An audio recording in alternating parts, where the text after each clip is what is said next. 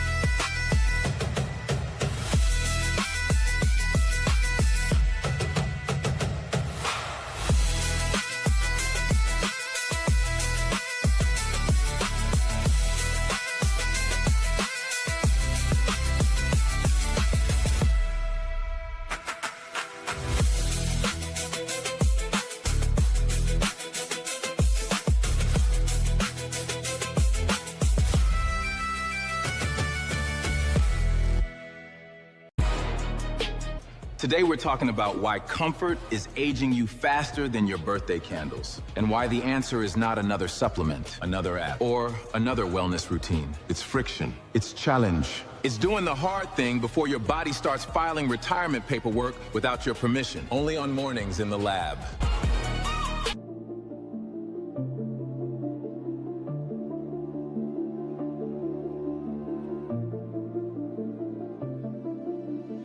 Good morning and welcome back to Mornings in the Lab with Keith, John, and Fred.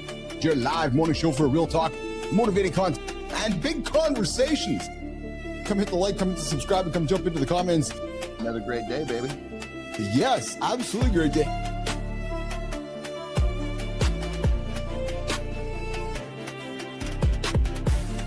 There is not a platform on the planet that is creating immutable live conversation out there other than Mornings in the Lab.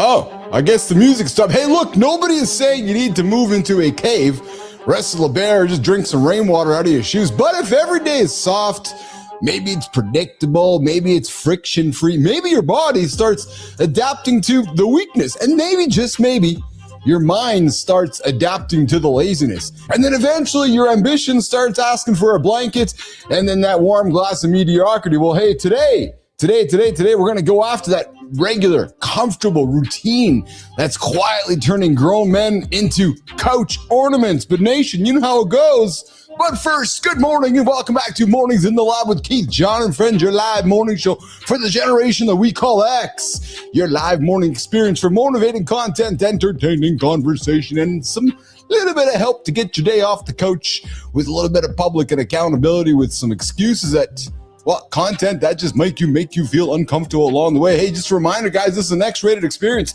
Sometimes it just delves into the world of R-rated experiences, but mostly X-rated. So if you grew up with the magazine stashed in the plastic bag, hidden in the forest so it didn't get wet, this show is for you. Yes, it is, baby.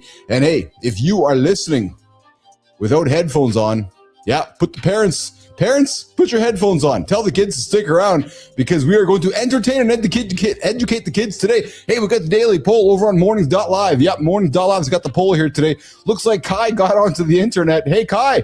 Hey, nation. Looks like Kai's connected. Kai's having some problems connecting. Yeah, so we might see a green signal in and out of the show here today. But Kai, good to see you this morning. What is your biggest excuse for skipping the hard stuff nowadays? Too busy? Not feeling well, or I've done enough? Hey, we got Jorge, don't call me George Toledo, joining us in the show coming up today. The guy spent 1,775 days in one of Venezuela's worst prisons.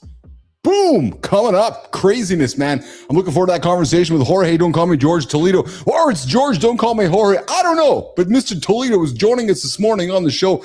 Excited about that one. And hey, we got a question of the day. What's one hard thing you're going to intentionally do today that your body will thank you for tomorrow? What is it? What's the one thing you're going to do today? Yeah. Get up, get after it. Come let me know in the comments. The comments are open. Good morning, nation. Good morning, Holroy. Good morning, Sullivan. Good morning, Maddie. Good morning, everybody out there. Good morning, Jess. I know you guys are out there. Good morning, everybody. And hey, to all the snoozers out there, oh, where are we now? Oh, yeah, we are now past that 20 hours, kicking closer to 21 hours of your life laying there aimlessly waiting for your life to get started while the rest of the world moves forward. So my snoozers, get up, get after it, and come join us live right here on the Mornings in the Lab Network, your live authority network. We get started Monday through Friday, 7:30 Eastern time with Matt Roof, gets Kindness Rising Roll. We get started at 8 o'clock.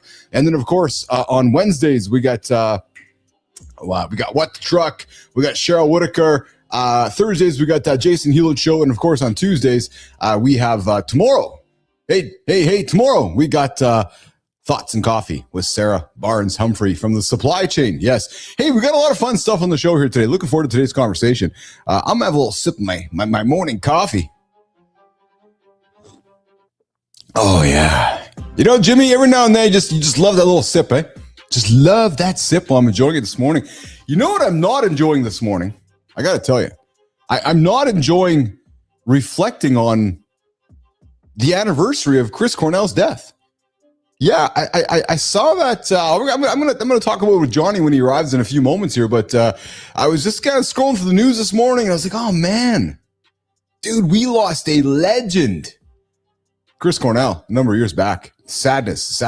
So I'll maybe take a few moments to reflect with Johnny here today about the Chris Cornell situation. And hey, did you guys see what happened in Texas over the weekend?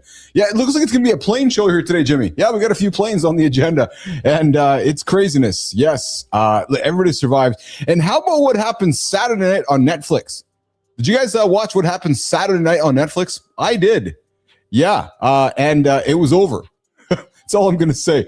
It was one of those, oh, it's over already? Yeah, true story. And hey, what also dropped this weekend, we talked about this a while back. We talked about it a while back, but we talked about this a while back. Christopher Nolan's The Odyssey. It's, the big trailer dropped over the weekend here, and that movie's coming out this summer. Looking forward to that one, which is it's a pretty big deal. No question about that one. So looking forward to it. Of course, Jorge Toledo from Citgo Boardroom to Caracas prison, 1,775 days in a Venezuelan prison hostage. He went into a meeting in Venezuela in 2017, ended up spending almost 1,800 days. Dudes, nation, can you imagine heading out for business and next thing you know, hey, honey, yeah, I'm stuck in prison. What? Almost 5 years detention. Hey, Kai, Jimmy, Neiman, there's gonna be a lot of people that if they keep hitting the snooze button, they're gonna be in the same situation as George was. Think about that, right? So folks that are laying there is hitting those 9 minutes before you know it. And I'm looking forward to, hey, nation, hey, Jimmy, Kai, Melissa, let's make a mental note of this one. In 1,775 days, we're going to bring George back to reflect on this conversation and remind everybody that had been snoozing forever. Yeah, exactly. Hey, so I also saw a little bit of news. Why was there a seaplane? Yeah, so to all of you guys that spend any time in Arizona, we know there's not much water in Arizona. Well, apparently a seaplane, yeah, I said seaplane as an SEA plane, seaplane, was flying in Arizona and had to land on a road. I'm a little bit confused by that one. What the hell the plane was doing? First of all, flying in Arizona without any lakes or areas of water around, but then also landing on the road. So that's kind of interesting. Good morning, Sullivan. Good to see you this morning on the big show. We call Mornings in the Lab with Keith, John, and friends. So like I said, George Toledo coming up here this morning. Big week of guests, man. Tomorrow, Tom Farley. Yes, and if you recognize the last name, it is that. Tom Farley. We're going to talk addiction. We're going to talk drinking, talking all that unfortunate situation that goes through life for all of us men. And that's going to be a conversation tomorrow with Tom Farley. Looking forward to that one. And hey, guys, of course, we got the phone lines. Yes, we do. And I see them right there, 431-300-3005. I just realized, yeah, the Grok phone and the phone line's dead. So if you phone me, it's going to be an interesting situation how the phone works this morning. But yeah, that's... Yeah, so we'll be using the phone on the different one here this morning. But hey, they're there, 431-300-3005. If you have content you want to put onto the show, like good time, Charlie's always sending me good clips. So send it to me. Send me a text, send me a clip you find. Would love to see what you guys want to talk about. Good morning, Dwayne. What's shaking? Whitaker. Good to have Mr. Dwayne Whitaker out there this morning, out there in the Mornings in the Lab Nation, hanging out with us all the way from Jersey. Yeah, true story. All right, John Anderson's coming up here in a couple minutes. And oh man, yeah. You guys ever wondered what would happen if you shot a propane tank out of a cannon? I'm going to show you. It's one of those things where you're like, yeah, when I'm 12, I'm going to go play in the farm and do crazy shit. Well, this dude is putting some crazy shit out there. I'm looking forward to that one. And not just because you have a lot of cash. Just because you got a lot of cash doesn't mean you got to flaunt it. Chad Ochocinco talks about, he got some words of wisdom this morning, which is awesome. And then MGK, yeah, that guy, Machine Gun Kelly. What do you do when you have a lot of cash in the bank and you got a daughter that has a birthday? Do you buy her a Mercedes? Do you buy her a Bugatti? Or do you buy her an Acura? What do you buy her? Well, we're going to have that conversation coming up. But hey, it's time to turn our attention to what we do every time at 10 minutes after the hour. And you know what happens? Yeah, the Dodge Lancer, Jimmy, is that what it is? Well, hey, guess what's going to happen right now? The morning loop, it starts. Oh, yeah, it starts right now, baby. Good morning, nation. We're back. Morning Loop is already stretching its legs. Last week's guest draft was honestly unfair. Most rejected job man, last person off the plane, and a mountain rescue volunteer who hit rock bottom in 2023. Then we got a man 4 times pointed a gun at his face. That's not a resume. That's a movie trailer. Good job, Kai. That's a real lineup. You brought real guests, not warm bodies with microphones. Now we're watching this week. No pressure, Kai. Just the entire nation judging breakfast. Let's see who walks in next. Let's start the morning loop.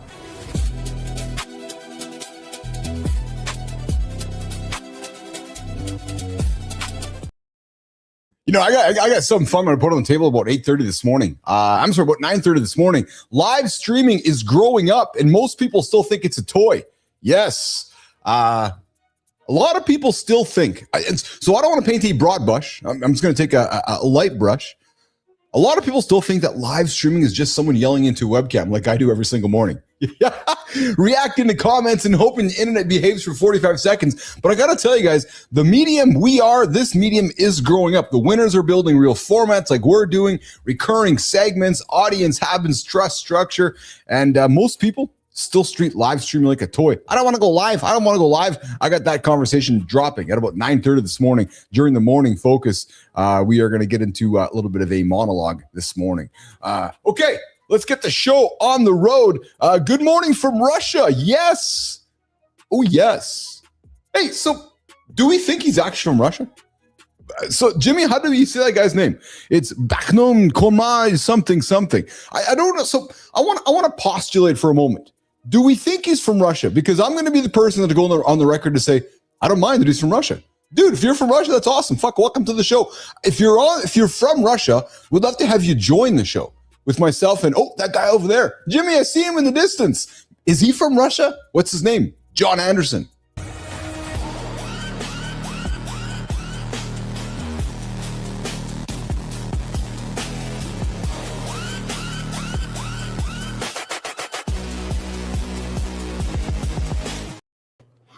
Nice pose.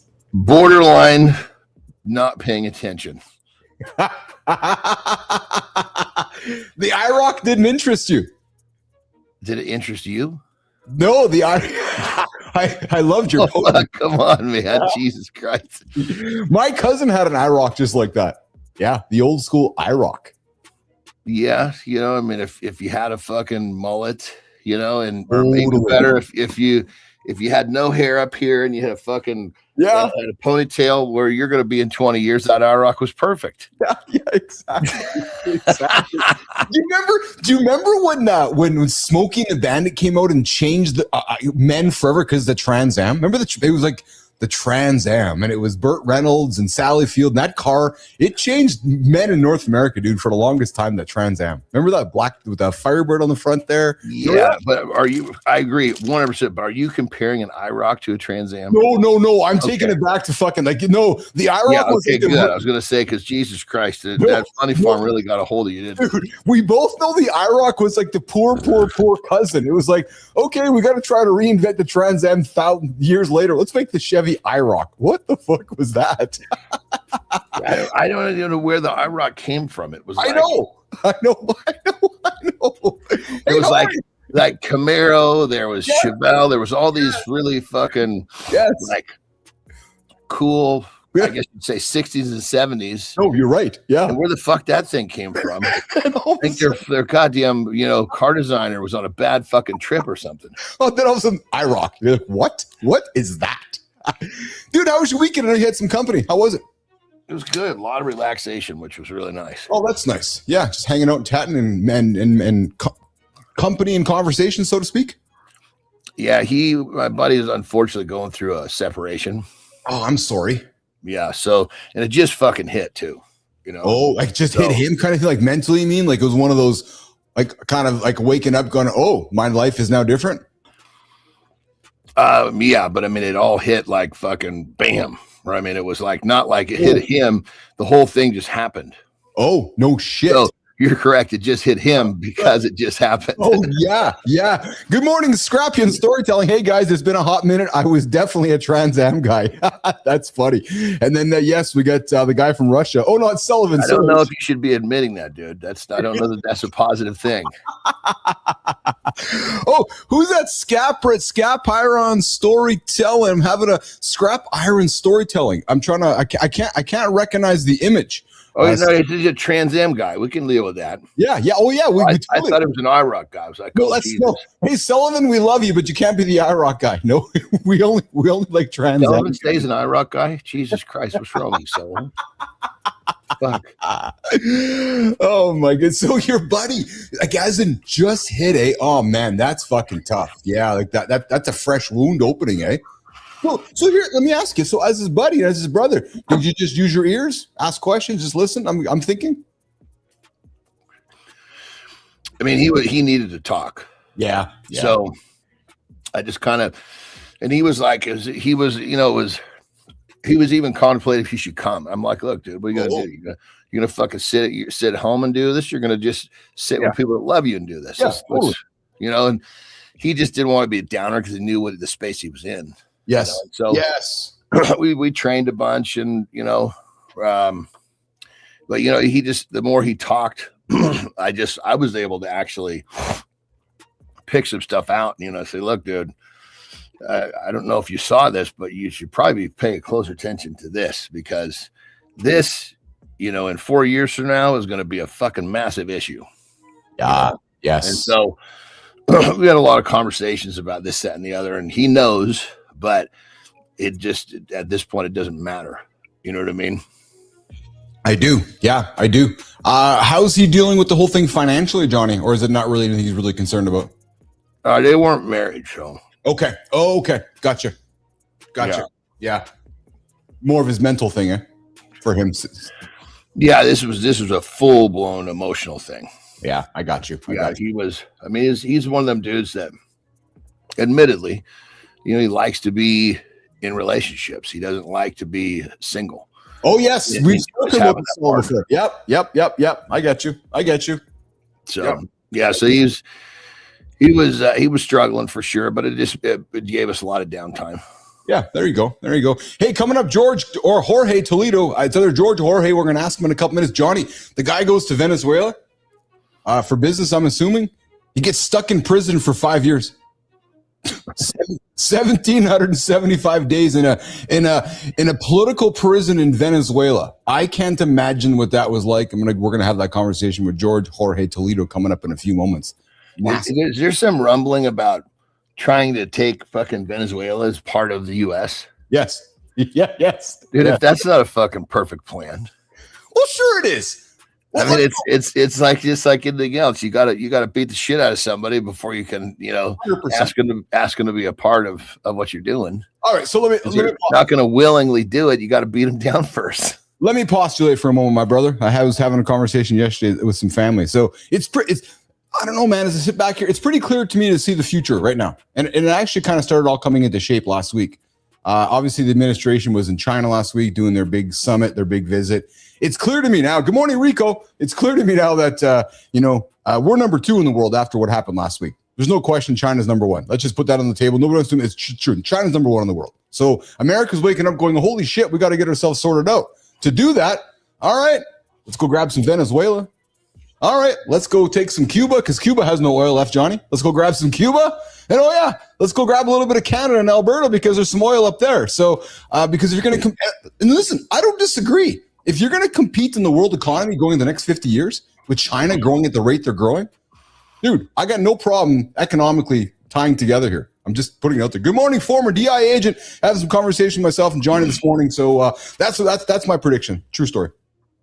Yeah, you're right. Venezuela's next. And what was there a trigger to this? Was it because you started off by talking about China being number 1? Was that some sort of a catalyst or just a statement? Yeah, no, a bit of both. I was observing what was happening last week with the summit between Xi and Trump, and it's just, Putin's there this week. It's just clear that the world we've been talking about it changing. I just think we're seeing now China's number 1, and America's needing to resort itself out here in the Western Hemisphere and to re-emerge as a superpower. You economically need places like Venezuela. You need places like oil in Canada. You need, it's the next 50 years. It is what it is. Well, according to Ray Dalio's, his 500-year timeline study, no empire has actually just stopped their mid downfall. They've never stopped the falling knife. You got to fucking let the dagger hit the ground. Yes. You got to fucking rebuild before it'll come back out. So there's another, China, according to him, wasn't China the next emerging one, or was it somebody else? Nope, Johnny, you're bang on correct. As a matter of fact, last week at that summit, Xi said to Trump, can we avoid the? And I'm gonna butcher the name, John, but I'm gonna try. Can we overcome the Thucydides trap? So there's a philosophy. It's an old Greek philosophy that as two big powers continue growing, like Dalio talks. How does one knock the other one out? Because it's like you and me going, it's like you recognizing that I'm growing and you're like, well, holy fuck, he can't pass me. I got to knock him out. So Xi said to Trump, can we as two superpowers avoid historically? Essentially what Dalio was saying is that for an empire to pass another, one has to collapse. They talked last week going, can we negotiate what's happening in the world right now? In other words, hey, Keith, I'm going to pass you. You can either choose to have war with me or you can accept the fact that I'm about to pass you and we need to figure that out. It's fascinating to me, frankly. It's absolutely fascinating to me. So good morning, everybody. Good morning, Dragon Master. Good morning, former DI agent, hanging out with Chris and John, Keith and John. Speaking of Chris, Johnny, we lost somebody. Dude, May 18th, 2017, we lost a voice I know you enjoy listening to, I enjoy listening to. 9 years ago, man, Chris Cornell. Chris Cornell, one of the great voices ever. Was it 9 years ago? It was 9 years ago. Yeah. Where did you put us? Yeah, there we go there. Yeah. Yeah, he was in he was just, I think he was an OD. Yes. Right after a show. Yes. And it was like, I think it was even a doctor prescribed thing. Something was going on. It was pretty fucking mild. It wasn't like he was just sitting in there thinking, I'm going to fucking butcher myself. It was kind of like him dealing with his demons as best he could. And oh, man. I remember I was training. Me and AJ were training at the gym there for a while. When I was training with AJ, and there was a period there, Johnny. We lost Tom Wheeland, Stone Temple Pilots. We lost Chris Cornell, and then we lost Chester Bennington, Lincoln Park. Three legends of voices, man. There was a period of time there, like in that period of time, where like boom, boom, boom. So yeah, 9 years ago. Hey, Jimmy. What happened over Texas this weekend? Crazy shit. We go to air shows and you think nothing's going to happen. Jimmy, I think you got a clip for this one. If you do, let's run it, pal.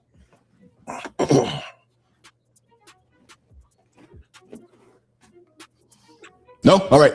Oh, yeah. No, not that one. No, not that one. There's actually a couple of them. It's an airplane show today. No, Jimmy, the one that happened over Texas when those two planes collided. We got two. $134 million of fighter jet hit the dirt in Idaho yesterday, and 4 guys floated down on parachutes. Growler jets collided mid-air at an Idaho air show in front of thousands. All 4 crew ejected alive. That's not luck. That's years of drilling one move until your hands don't need your brain. Most men never train anything that deep. Your crisis won't wait for you to get ready. You're either built for it or you're not. Dude, check this out. So look at the 2 planes. Was it Idaho or Texas, brother? Oh, was it in Idaho? Oh, I thought I'm sorry. You're right. It was in Idaho. I thought it was in Texas. But yeah, check this out. Yeah, they collided in air at an air crash. Run it back again. Oh, there it is. Yeah, they're like caught. That's exactly it almost looks like one plane right there. Yeah, so Johnny, you're right. They actually got. So I saw somebody who had actually broke it down in slow motion. You're right, John. They got interconnected. One of the pieces connected to the other. And they got caught together. They used to have those planes that were like much bigger. Remember how big the planes in Top Gun were? The movie. It almost looked like one of those planes. Yes. Yeah. That's absolutely it. So that's crazy. Let's go to the other plane. So last time I checked, John, not a lot of water in Arizona. And I know there's not much water in Arizona. There may be a couple lakes here, a couple lakes there, but not a lot of water in Arizona. So I'm not sure why a seaplane. Hold on. What isn't fucking Havasu in Arizona? You're right. Yes. It's not a lake here and a lake there. It's a fucking massive body of water, brother. 100%. But for the most part, Arizona is a desert. I'm having some fun with me here. Why is there a seaplane landing on a street in fucking Arizona? Like I'm hoping they're close to Havasu. I'm just hoping that they are, to your point, because there's a fucking guy in a seaplane. He's like, oh, we got to land, and just landing there on the street. Which might not a lot of fucking places to land right there, is there? No. Not a lot of places at all there, actually. Thank God there's that 4-lane road. Everyone had a chance. Yes. Yeah. Yes. Yeah. Exactly. Exactly. And Jimmy, let's run this one too. So, hey, Cuba, Johnny, running out of oil. What's up with this one, Jimmy? I think you got this one here too. Is the U.S. offering something, $100 million? What is it, Jim? Let's run this clip, brother. Cuba's been in the dark for weeks, and now the CIA director just landed in Havana with a $100 million check and a list of conditions. Cuba has no oil deliveries, rolling blackouts for weeks, and Russia stopped showing up. The U.S. offered $100 million in aid, but only if Cuba agrees to meaningful reforms. They called it a fable, then turned around and said they'd accept it. That's not pride. That's desperation negotiating. When the lights go out long enough, everybody comes to the table. Actually ran out of oil, like no power. Didn't that happen a while ago?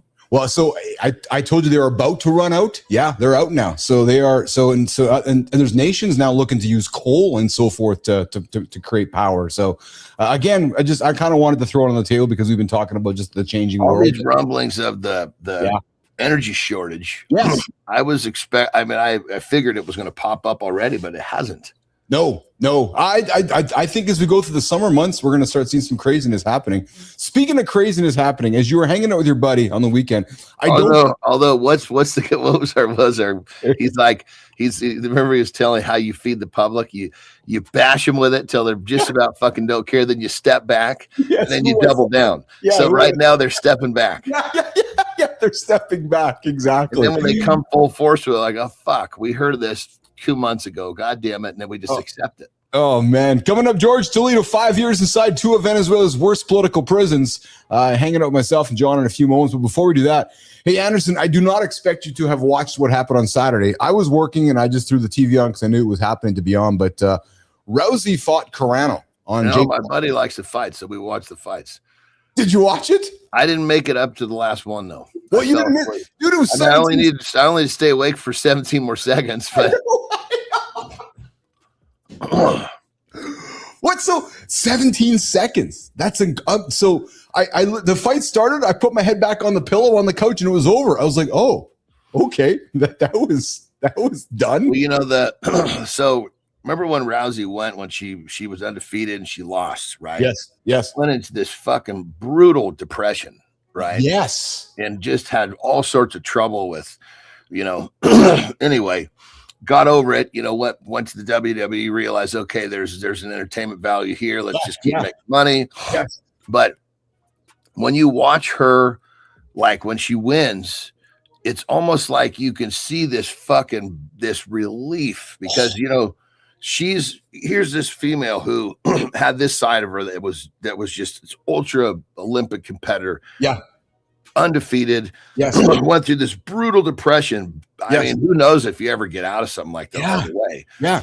And she's fucking she's basically poking the bear right here. She's like, fuck, am I going to have to go back into that place or am I going to be able to, you can see right there. She's so happy. She doesn't have to go back into that place. Anderson, I think I think what you just said in the last minute, what was in my brain while I was watching it and after it, because I was having a hard time articulating what just happened right there when it was over and she laid back. Yes, like that moment right there. That was the release of fucking thank Christ I don't have to go back in that dark space. And thank God it wasn't an extra few minutes longer. Thank God I didn't have to beat my face up or beat her face up. And like it's like Anderson, she couldn't have left the octagon, left the arena to cash that check fast enough. To your point, eh? It was like, okay, it's over. Let's get the hell out of here.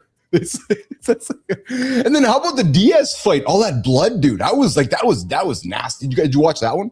Yeah, that was the one I wanted to watch. Yeah. I kept fucking falling asleep though, god damn it. Yeah, so I should have texted you because so was I. I had just an eye open. Well, yeah, so it was 11 o'clock for me. It was 9 o'clock for you. It was late for both of us, dude. I was struggling. I was like, this is where he fucking lights up, right? Yes. He's going to come back in one of these rounds and I'm going to be so fucking pissed. And that, but he's just he's at a certain, did you see his brother at one point come back? Yes.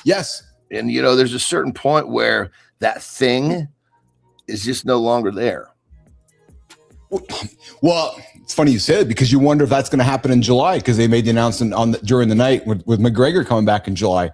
Does McGregor still have the thing with all that money in the bank? Like, is he still hungry? Are you still hungry? Well, and that's hunger is part of the thing, but not everybody has the thing that I'm talking about for the Diaz brothers. The Diaz brothers just get in there and fucking fight. Yes. Like they literally fight. Almost like they're in the fucking schoolyard. Yeah. But that's what makes him so hard to fucking beat. Yeah. Is that, like, you know, the worse you beat me up, now the worse I got to fucking protect my area code. You know what I mean? Yeah, I do. And it's a different type of fight with those dudes. You know, it's at some point, you know, you're just like, okay, dude, you're the new bully on this fucking schoolyard. I'm good with this. I don't, that thing in me, you know, I'll share my area code with you. That's fine. It's interesting to hear. It's interesting to hear you put it that way, because because when you lose that thing, because that street fighter in you is the thing, and if you lose that, you're. I mean, McGregor is just his thing is he's just fucking amazing, fucking artist, fighter, athlete. Yes. Look at fucking the Diaz brothers. I mean, especially Nate. He's fucking walking around all goofy, like, you know. I know. But you start fucking beating on him, he won't stop. No, And that's the thing. That's the thing about those guys. I know what you mean. It's that unrational part. Unrational, yes. That makes them so scary. And so dangerous, because you don't know what to expect from them at all, actually. You got Petro coming in here saying, I understand you were going to fight to death, you would use whatever, including submission holds, but it's not a fight to death, and submission holds ruin the potential for a good fight. Well, so there's something interesting about that.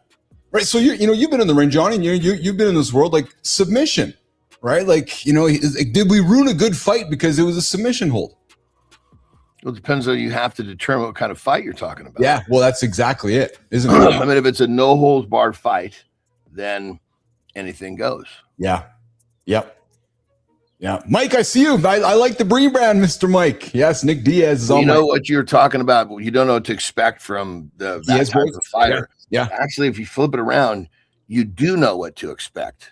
It's just you can't believe how far they're willing to go. Well, good point.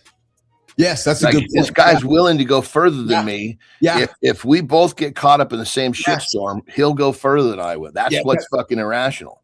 You can't let him get a hold, because once he brings you in his world, you're done. It actually is predictable. You're right, because it's Good morning, Whitaker. Yeah, you're right. It is all a big chess game. All right. Well, listen. Speaking of a chess game, I got some wonderful words of wisdom from Chad Ochocinco. We're going to drop during this conversation with Jorge.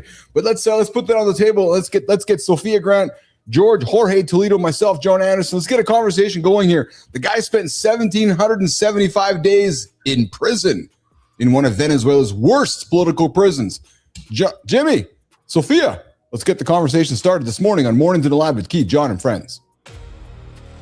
Most people think they know who they are because life keeps confirming it. The title, the calendar, the room. But take those away in one morning, and a different question shows up. What's left of you then? That's not a thought experiment for today's guest. It became his life inside a conference room in Caracas. Jorge walked into that room as a senior Citgo executive. He didn't walk back out for 1,775 days. Less than 2 months earlier, he had been promoted to vice president of supply and marketing at Citgo. Then military intelligence forces entered the meeting. Jorge and 5 other Citgo executives became the men known as the Citgo Six. What followed was nearly 5 years inside a military detention site, then El Helicoide, one of Caracas's most notorious prisons. There was a trial he describes as without evidence. There was a sentence of 8 years and 10 months. There was captivity by design. And while Jorge was locked away, his wife Carmen fought outside. Families become hostages too, just with different walls. That's the part men need to hear. Survival is not only breathing through it, it's watching the people you love carry it. Jorge came home in 2022 through a U.S. and Venezuela prisoner swap. But freedom did not mean everything instantly felt free. So he wrote the book titled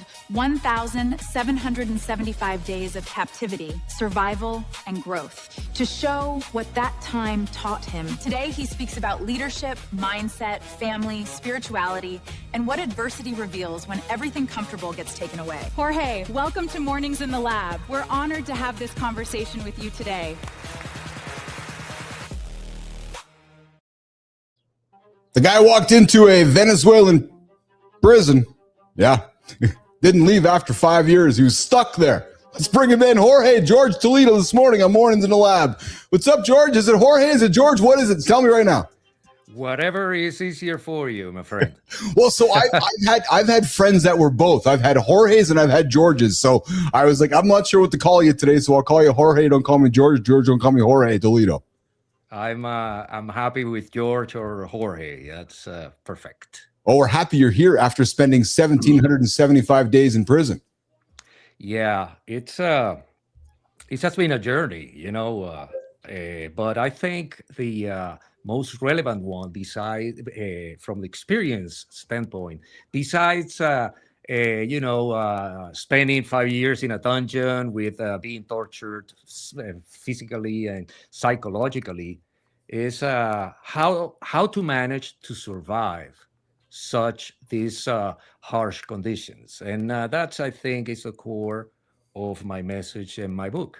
Well, so brother, let's check this out. I mean, everybody hears what the story is, but myself included. I have no idea what you went through, say, in an average 24-hour period. So describe that for us.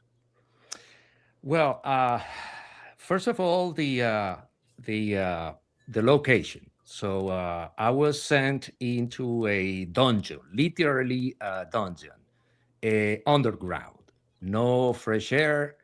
I had a fluctuation between very cold temperature to no air conditioning whatsoever. So I spent 2 years and a half in that dungeon with a very intense light on top of me, what deprived me to sleep. So that's part of what is was there other people there with you? Yes, I was in the dungeon, or the cell was a very small space, and I shared that with several cellmates. So it wasn't an overcrowded environment. So it's when you extend this process along the time, it's like putting you into death in a slow and prolonged period of time. Mercy. So, you never left that room for 2.5 years?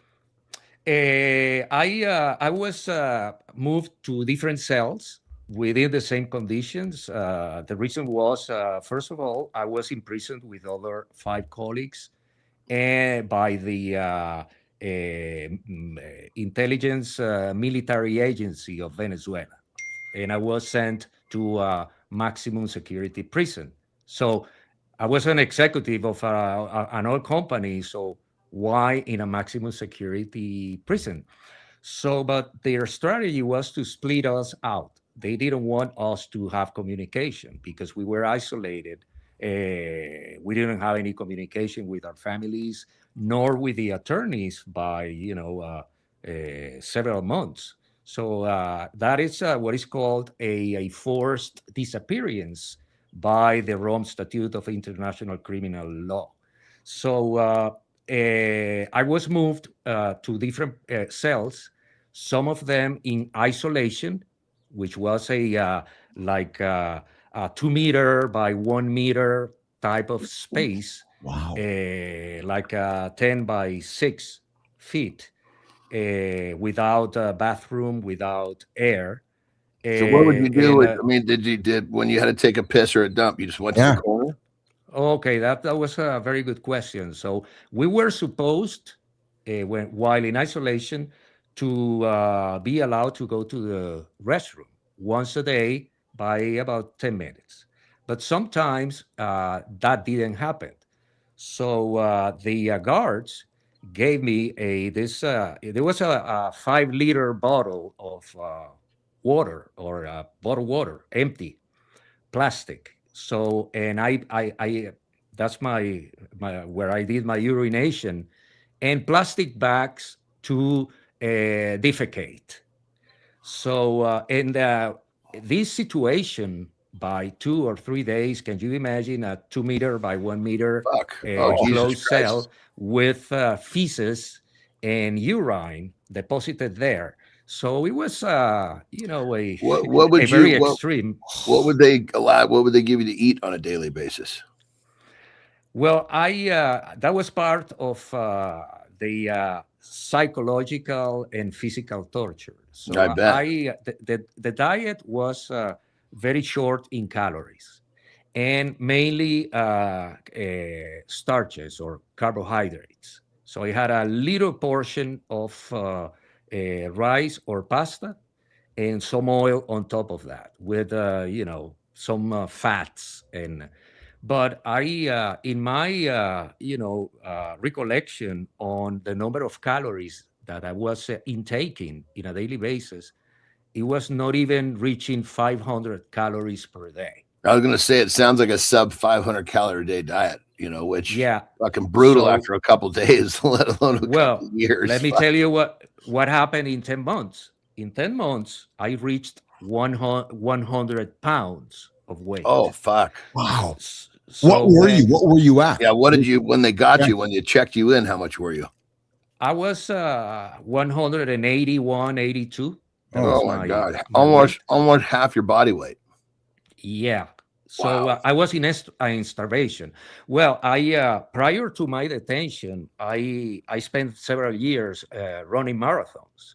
So I 2 months before my detention, I ran a marathon, and I was like in a recovery time. So my normal weight was 172, 73 pounds. So I had some extra weight, but I had a in that decrease of weight, which is clearly put you into starvation. Yeah. Oh So I lost all my muscular mass. Yes. So your body's chewing that up at probably an equal basis, fat and protein, or excuse me, fat and muscle at the same time in that type of an environment. Exactly. So it's like your body cannibalizes itself. So when I reached 100 pounds, I was just flesh and bone. So like in my arms, it was Just like having hanging a off. piece of cloth. Yeah. Yeah. And so my thought at that time was, if I continue more months in this situation, I'm gonna die. So they are put me into death this is like a sort of a death sentence, but in a prolonged period of time. So that's the what happened, Wow. Hanging out with George Toledo, myself, John Anderson this morning. The guy spent 1,775 days in a Venezuelan prison. George, so take myself and John back to this. Let's go back. It's November 21st, 2017. So were you an American business executive or a Venezuelan business? American. So American business executive.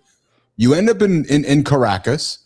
I'm putting my head in your spot.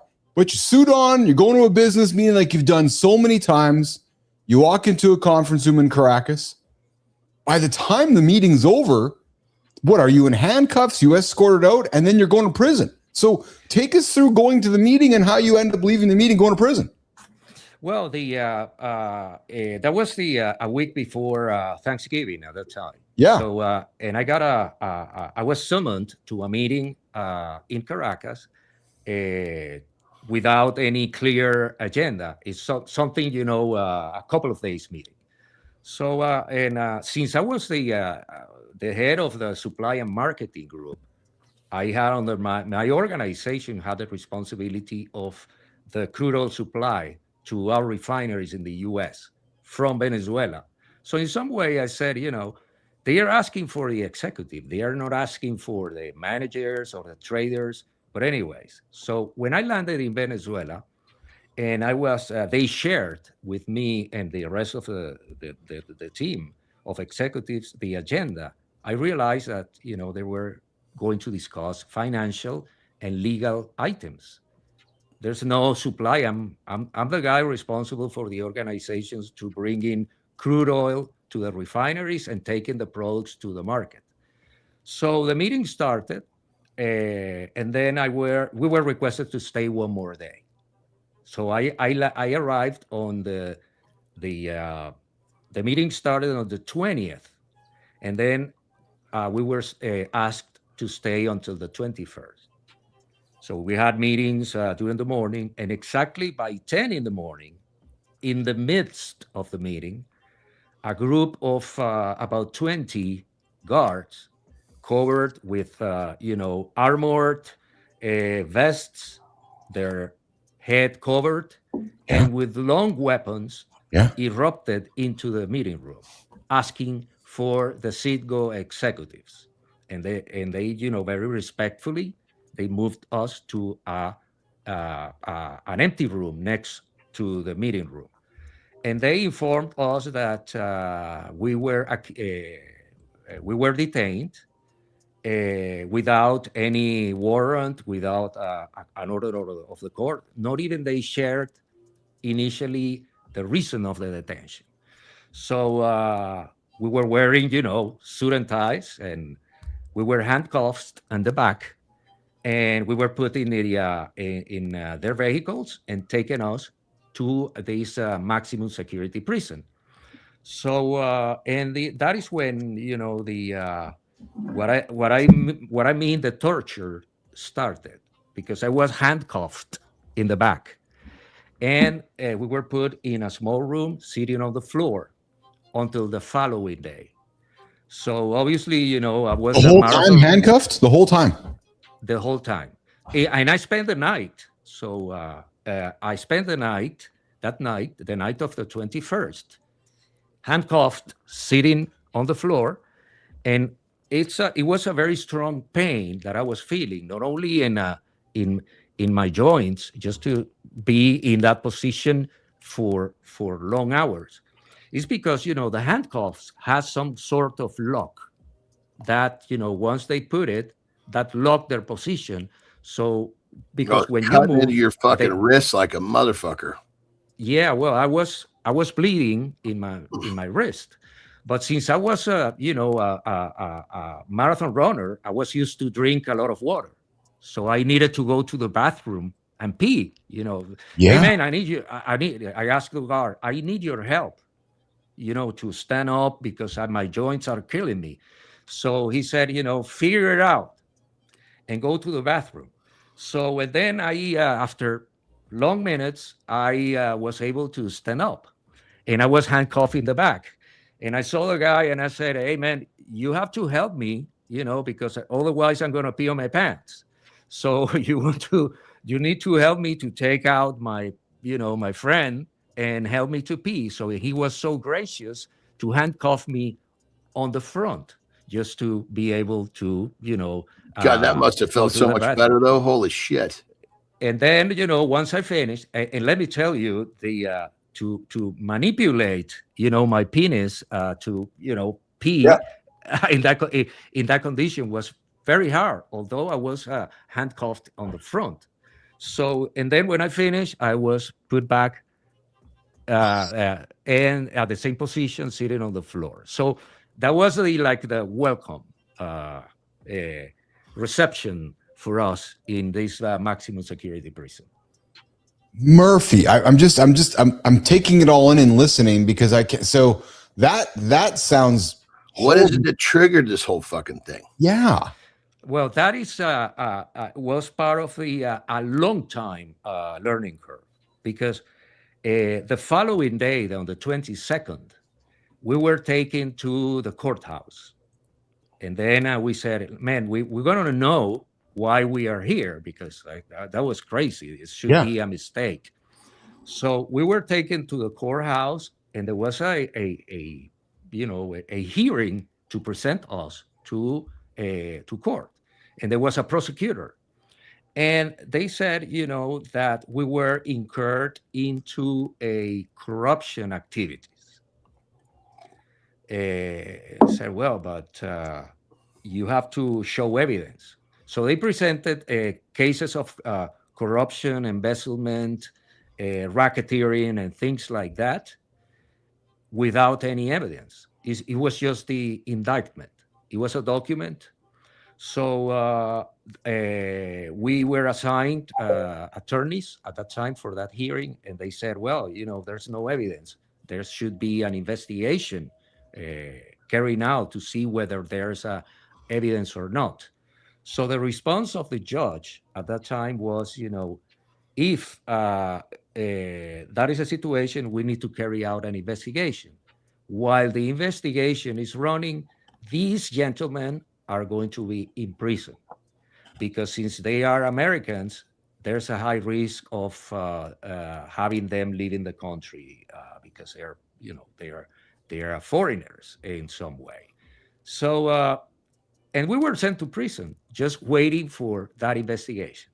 And then, the journey started, and the days and the months and the years passed, waiting for, that investigation to be concluded. So at that moment, we said, so what is the reason behind this? What is the reason here? And there is several speculations, and I heard things from my cellmates saying that there was a geopolitical affair as a result of the confrontation that happened on that time between the U.S. and Venezuela. That was the first administration of Trump. And during the first administration of Trump, particularly in 2017, the Department of Treasury at that time issued the first economic sanctions against Venezuela and its executives. I remember. Officers. So the confrontation was very hard. So, and it was a lot of confusion. So I didn't have any information at that moment because I was in a cell underground without communication. I didn't have communication with my family at that time. So I needed to designate my legal representation, and I didn't know how. So I didn't have any way to get supplies, such as a toothpaste, a soap bar, so things like that. So fortunately, when you're in prison, you develop a what I call a cellmate brotherhood, that people in some way in the same circumstance start to helping each other. I bet. So I had cellmates there that gave me water because I was taking tap water that was contaminated. As a result of that, I had amoebiasis. I had my stomach, I started getting all the ailments you can figure out. So I started having problems with my blood pressure. I had started problem with my kidneys. I lost completely my sleeping pattern because of this intense light and the stress. I was sleeping on the floor without a mat. So my direct friends were the mice and the cockroaches that went all over. So no fresh air, no. We didn't have the luxury of spending time outdoors to have sunlight exposure and fresh air. Just to give you an example of, in 2018, I was taken 3 times along the year to a parking lot in the back of the prison by 10 minutes each time. That's it, 3 times. That's it. So my skin started changing color. And when I had the opportunity, when one of the times that I went out to this parking lot, I approached a car and I saw the side mirror to see my face, and I was in shock.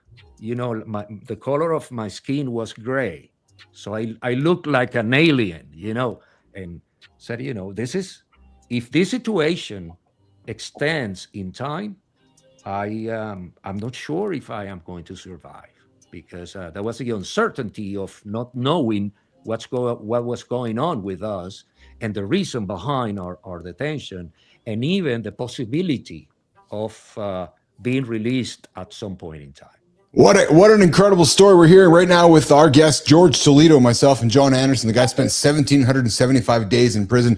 Johnny, I got to be honest with you, man. After hearing George talk, and you've talked before about, you're like, I think in some bizarre way, being in prison would be interesting to you because you're a man of systems. You're a man of repetition. This is a different kind of a. I know, and I'm thinking about that, John, because I'm equating to kind of like how you and I have joked about that a little bit, and I want to kind of lean into some of this. But before we come back to George, hey, George, we had you for 30 minutes. I just want to be respectful of your time. Would you have some time to spend extra with us after we reset the hour, or do you got to rock and roll out of here? Well, whatever, I'm very grateful for the invitation at the time. So whatever you allow me to talk, I'm very happy. Would love to do that with you. Well, let's do this. Hey, John. So, we're the three of us men are aging. So, hey, George, I'm 54. Johnny's 44. He's a young man looking great at his age. George, how old are you? I am going to be 65 this year. Wow. Well, look what 72 looks like. I found a clip this weekend. Boys, we grew up with this man. And there's many people going, this can't be him in real life. Jimmy, let's run him, man. Here's John Travolta unveiling a new look this weekend. This is what 72 looks like. Yeah, there he is. Wow. I know. Wow. Dude, looks like a young man. He shed a bunch of weight. Johnny, he looks incredible. Yeah. He looks incredible. It's his daughter. Yeah, he's 72 years old, and there's the internet was going crazy going that. Remember how there's the Jim Carrey thing that that can't be him. Like, look at the way he's walking. There's no way it's a 72-year-old man. But yeah, there's John Travolta at 72 joining us this morning on Mornings in a Lab, looking really great. Hey, and I gotta throw something really fun here. So George, myself, and John always joke about growing up and doing crazy shit. And I've always been fascinated by what happens if you do crazy shit with a propane tank. Jimmy, what the fuck is this? Watch this dude, guys. Check this out here. Look at this guy. Anderson, did you do crazy shit like this? Until the cannon's full and we launch them all. So this is day one tank. Tomorrow we're gonna launch 2 tanks. That's a deep fucking thing he's putting that in. I know. It looks like a missile. Well, watch. Wow. Yeah, we don't see the end result of it, but it fucking goes, man. Yeah, look at that thing. Craziness. Jorge Toledo, myself, John Anderson this morning on Mornings in the Lab with Keith, John, and friends. Hey, George, when we come back, I'm going to do a lifestyle tip with Anderson and reset hour 2. When we come back, like when you sit and reflect today, and you reflect about that instant sitting in prison for so long, and you think about the horrors done to you, I can't imagine your the mental state, the PTSD that you go through today, or not, George. Yeah, well, I think that's the result of how you approach a situation of adversity or a tragedy. So you can take your situation of adversity or a tragedy as your destruction, or the justification of your destruction, or you can take it as an opportunity to create value for your life and become a better man. That's the 2 scenarios. What's my saying? I have a saying that matches this perfectly. I want to see if Keith can choke it up without screwing it up. I'm for sure going to screw it up, George. Every tragedy. No. Don't. Starts with don't. Yeah. Don't let a good tragedy go to waste. There we go. Yes. So George, it's clear that you had a massive tragedy, and you took that tragedy, and we joke about it. I joke with Johnny all the time. You could have chose to let that, I guess, carry you as baggage your whole life. I'm simplifying it, or you can. And I'm not trying to demean it. Or what you're saying is you can choose to do something with it, George. Well, I use the analogy of the toolbox. So when the second or the third day in prison, I said, I have an experience. I have, whatever I had learned along my life. I have my toolbox of experiences. So I'm going to use this toolbox to survive. Meaning, at that time I did meditation, yoga. I was in shape because I was a marathon runner. So, but along 5 years, you're having experiences and learnings. When I left prison and I came back home, I went back to my toolbox and I opened it, and I realized that I had a lot of new tools. Wow. New tools that I got from my experience. And just to give you a few examples: patience, tolerance, resilience, endurance. I improved my negotiation skills. and leadership skills. I had to negotiate for food or for a space to sleep with a bunch of guys in a prison. So it was not an easy negotiation. And I was used to negotiate, dollar billion contracts of supply or sell. So, but I was negotiating items that was fundamental to stay alive in a specific day. So I, amongst other bunch of tools. So, and I said, I am bringing value out of this tragedy that is going to bring my life to the next level, in my next journey as a free man. So that's just a very quick example on the type of value that I extracted from a tragedy. And anybody regardless their background or whether it's a housewife of the president of a country and all in the middle, can extract value out of their particular situations of adversity, obstacles, and challenges. Don't let a good tragedy go to waste. Hanging out with George Toledo this morning, stuck in jail for 1,770 days in a Caracas, Venezuelan prison. We're going to do a lifestyle tip with Anderson. What you focus on is what you feel from Dwayne Whitaker. Reset hour 2 and come back and continue the conversation this morning with George Toledo on Mornings in the Lab with Keith, John, and friends.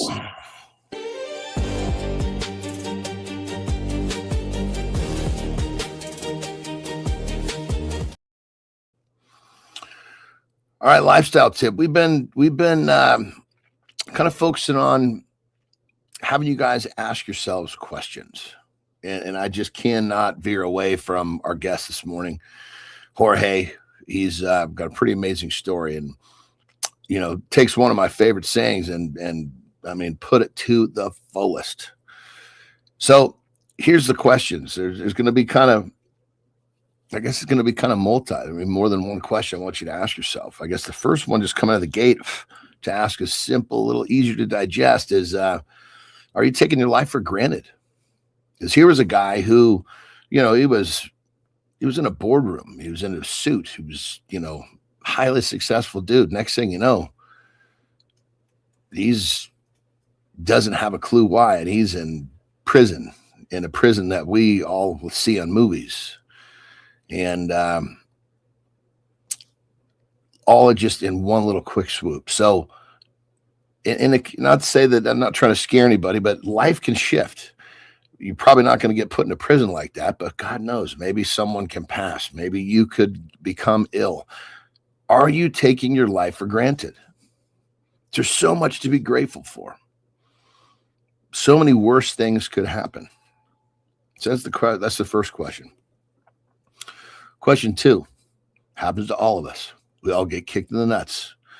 We don't all get put in a prison, in a dungeon with a bright light so we can't sleep and starve to death, like our man Jorge, but we all have our own version of tragedies.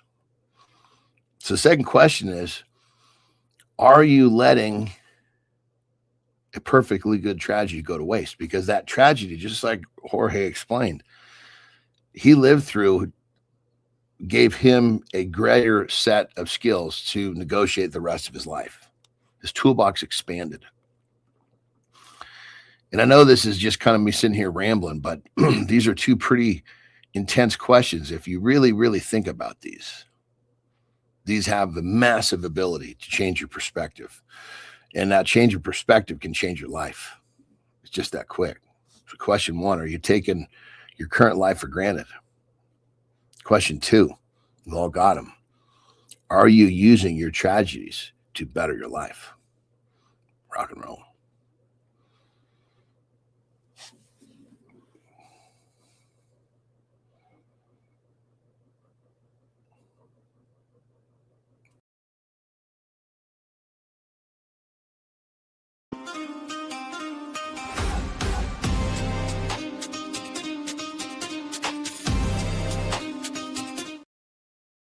Good morning. Welcome back to Mornings in the Lab with Keith, John, and friends, your daily morning show for the generation we call X, every single day, live on the Mornings Network, 8 o'clock Eastern time with myself, John Anderson, and some wonderful guests like this morning. We got George Toledo stuck in a prison for 1,775 days. Yeah, stuck in a Venezuelan prison for 1,775 days. Coming up tomorrow, Tom Farley. You recognize the last name? Yes, you do. Tom Farley joining myself and John Anderson coming up on center stage tomorrow. A full week of guests. Looking forward to that conversation tomorrow with Tom Farley. All right, we're going to bring back George to keep this show going here. And Jimmy, let's bring it back up. I got a question for George. So George, I got to be honest, man. I'm so captivated by your story that I'm sitting back and listening to some of the questions. I don't even. So I want to go to forgiveness with you. You're sentenced to 8 years and 10 months. Trial, no evidence. Yet today, dude, today you speak about forgiveness. You speak about dignity. You speak about growth. Like, what gets you angry today? How do you forgive? How do you tell a man today who just got cut off in traffic, who's fucking pissed off like a son of a bitch, and he's all worked up, yet you've spent almost 2,000 days in prison, yet you're able to forgive people? We hear about things like Stockholm syndrome, where we get close to our captors and our guards. Like George, how did you forgive yourself, and how did you reconcile with some of the emotions you were feeling towards your captors during your time in prison? Oh, did we lose George? Hey, Jimmy, I think we lost George here. George, I see you on screen there, bud. I'm losing audio. We got you there, George? I lost the audio, kid. Yeah, can you hear me now? Yeah, so we're going to remove George. So Jimmy, let's talk to George in the private room here. We'll bring him back. I don't want to lose him here, so let's have a chat with him in private. George, we're going to talk to you in private and try to bring you back up on screen here while we're doing that. I'm with you, Petro. I'm with you in the scheme of things. Like I don't like, man.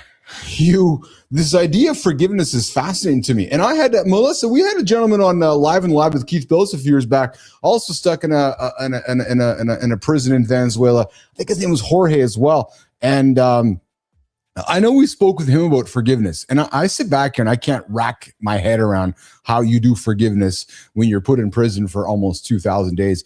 We're going to come back to that in a few moments. Hey, I just got a text from our boy Charlie. And Jimmy, I'm wondering if this is a signal. Now, Charlie, dude, I don't know if this is you or not, but it looks like we may have our boy Charlie with the IROC. There he is, good time himself. We got the IROC on screen here, man. I'm loving this one. And if Charlie, that's you, man, you are rocking it, brother. Good time with the IROC back in looks like the 70s there, which is pretty fun. Jimmy, let's see if George, you got my audio? George, you got audio?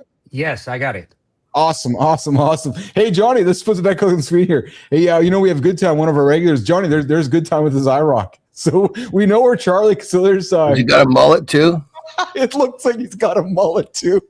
I think you described him perfectly, Anderson. So, George, let's talk. Did you hear my question, George, by any chance? No, please repeat. Yeah, so I want to talk forgiveness. You were sentenced to 8 years, almost 9 years in prison, on a trial without evidence. Yet today you speak about forgiveness. You speak about dignity. You speak about growth. There's dudes that are cut off in traffic today that get all freaked out and can't find a way to forgive. Yet you stand here today and speak about forgiveness. And then we hear about people who get stuck in prison, this idea of Stockholm syndrome, where you get close to your captors and you have emotion for your captors. Was there any time where you started feeling friendly with your guards or the people that were holding you, and you talked about negotiation? I want to hear about forgiveness and this whole idea of Stockholm syndrome. George. Well, if you're seeing a guard in a permanent basis by 5 years, there's no way of developing some sort of communication and relationship. Yeah. So, and then they became the people that I saw every day. So you started communicating, sharing information. They talk about their families, their life. So that's the human, type of connection that happens with everybody. So now, I want to mention one of the the times that I was taken to the courthouse when the trial started. So they took us to an underground entrance of the courthouse, and we were sent to a small cell that in order to wait for being called for the hearing. So, in that cell was used by many people, particularly political prisoners that are in a similar situation. And there was a lot of graffitis on the wall. And I saw one graffiti that was quoting Nelson Mandela. And I don't know exactly the wording, but the message was, if you keep anger or any feeling of revenge in your heart, you're gonna be a prisoner, no matter if you are released. So, and that made me think about, forgiveness. Forgiveness for me is not, trying to, let pass a situation that causes you suffering, or it's like, you detach. You detach from that. Not because you are doing a favor to the person who harmed you. It's because you are becoming free. Now, the other discussion I have with cellmates was the differentiation or the relationship between forgiveness and justice. So, and that was enlightening for me, because in my conclusion was, regardless, I have detached from, all these feelings that prevented me to go into forgiveness. So the application of justice and accountability is something that form the pillars of the society. So the fact of forgiving the people who caused me harm do not prevent me to pursue justice and accountability. So we're talking about two different things. Forgiveness is your liberation. So your detachment for something that is going to bring you unhappiness. So when I was released, I said, I want to spend time with my family, recover the time lost, reinvent myself, and enjoy life. And if I keep, all this anger and all these bad feelings with me, that is going to prevent me to pursue happiness. I want to get rid of that. Nevertheless, that action of detachment does not prevent me to pursue justice and accountability for the crime perpetrators. Two different things. So that was my conclusion after, leaving this nightmare. John, you're a man of philosophy. You're a man of intellect. I love your point of view, and I love how you listen and take things in. Like, dude, you listen to Jorge speak. What do you like? What are you thinking to yourself? How the fuck could you have done this? Like, are you saying to yourself, why is this man not angry? Like, I'm really curious to know what you're thinking in your head as you're listening to his story. I've been thinking about that a lot. I mean, because ultimately, we make the joke all the time that, my systems and the way that I live, that in a normal, what we know as prison, I could find peace there. Yeah. This is a very different version of prison. So the first thing that I'm thinking I would have to do is, and I was thinking about this, you're telling a story, I would just have to submit the fact that this is way out of my control. And I have zero, that'll be my first step, because I don't know that I would have found a silver lining in this immediately. I know. Normally I can find a silver lining of something very quickly, which then allows me, God, thank God this bullshit happened, because if it didn't, I wouldn't have this opportunity. This would take a little bit more, I think there would have to be a level of, and I love how, Horst says forgiveness, because I thought about that too. My version of forgiveness is thanking the situation. But I think before I could have thanked this situation, I would have had to fully just submit to the fact that this is so far off in left field. I may never know why this is going to happen. I may never connect the dots, but it's going to give me something I would never, ever have the chance to have, because when we go through really difficult shit, we change as individuals. Like John, so it'd be kind of like and the way he described the toolbox is perfect. I would have somehow found my way to a similar place. And I speak of toolbox with my clients all the time. So I think that term may have actually come into my mind, but it was this for sure. I mean, holy smokes, this is when you're in an environment like when we talk about our own, what we know as prison, we do have a series of choices. They're not many, but we get to make those choices, which then allows us to maneuver a little bit within how we go about our 24-hour loops. Yes. There was not many decisions that my man had here. No. So it would have been like, I mean, it would have been, it would have been the tools and the skill sets that would be developed in here would be, I don't know that you could develop them without this. And that's probably the first silver lining I would have discovered. I'm the first person to admit amongst the three of us here that I would probably be the pussy amongst the three of us. And I don't know if I could do this. You'd be getting sodomized every day. 100%. No, I won't. No, but all joking aside, like as I'm hearing Jorge tell this story, and I was just thinking about you, Anderson, and thinking about, okay, so I feel like I've gotten to know John quite well. He'd be searching for the light. He'd be searching for something to find. And I'm thinking to myself, like you said, I don't know where he's finding it.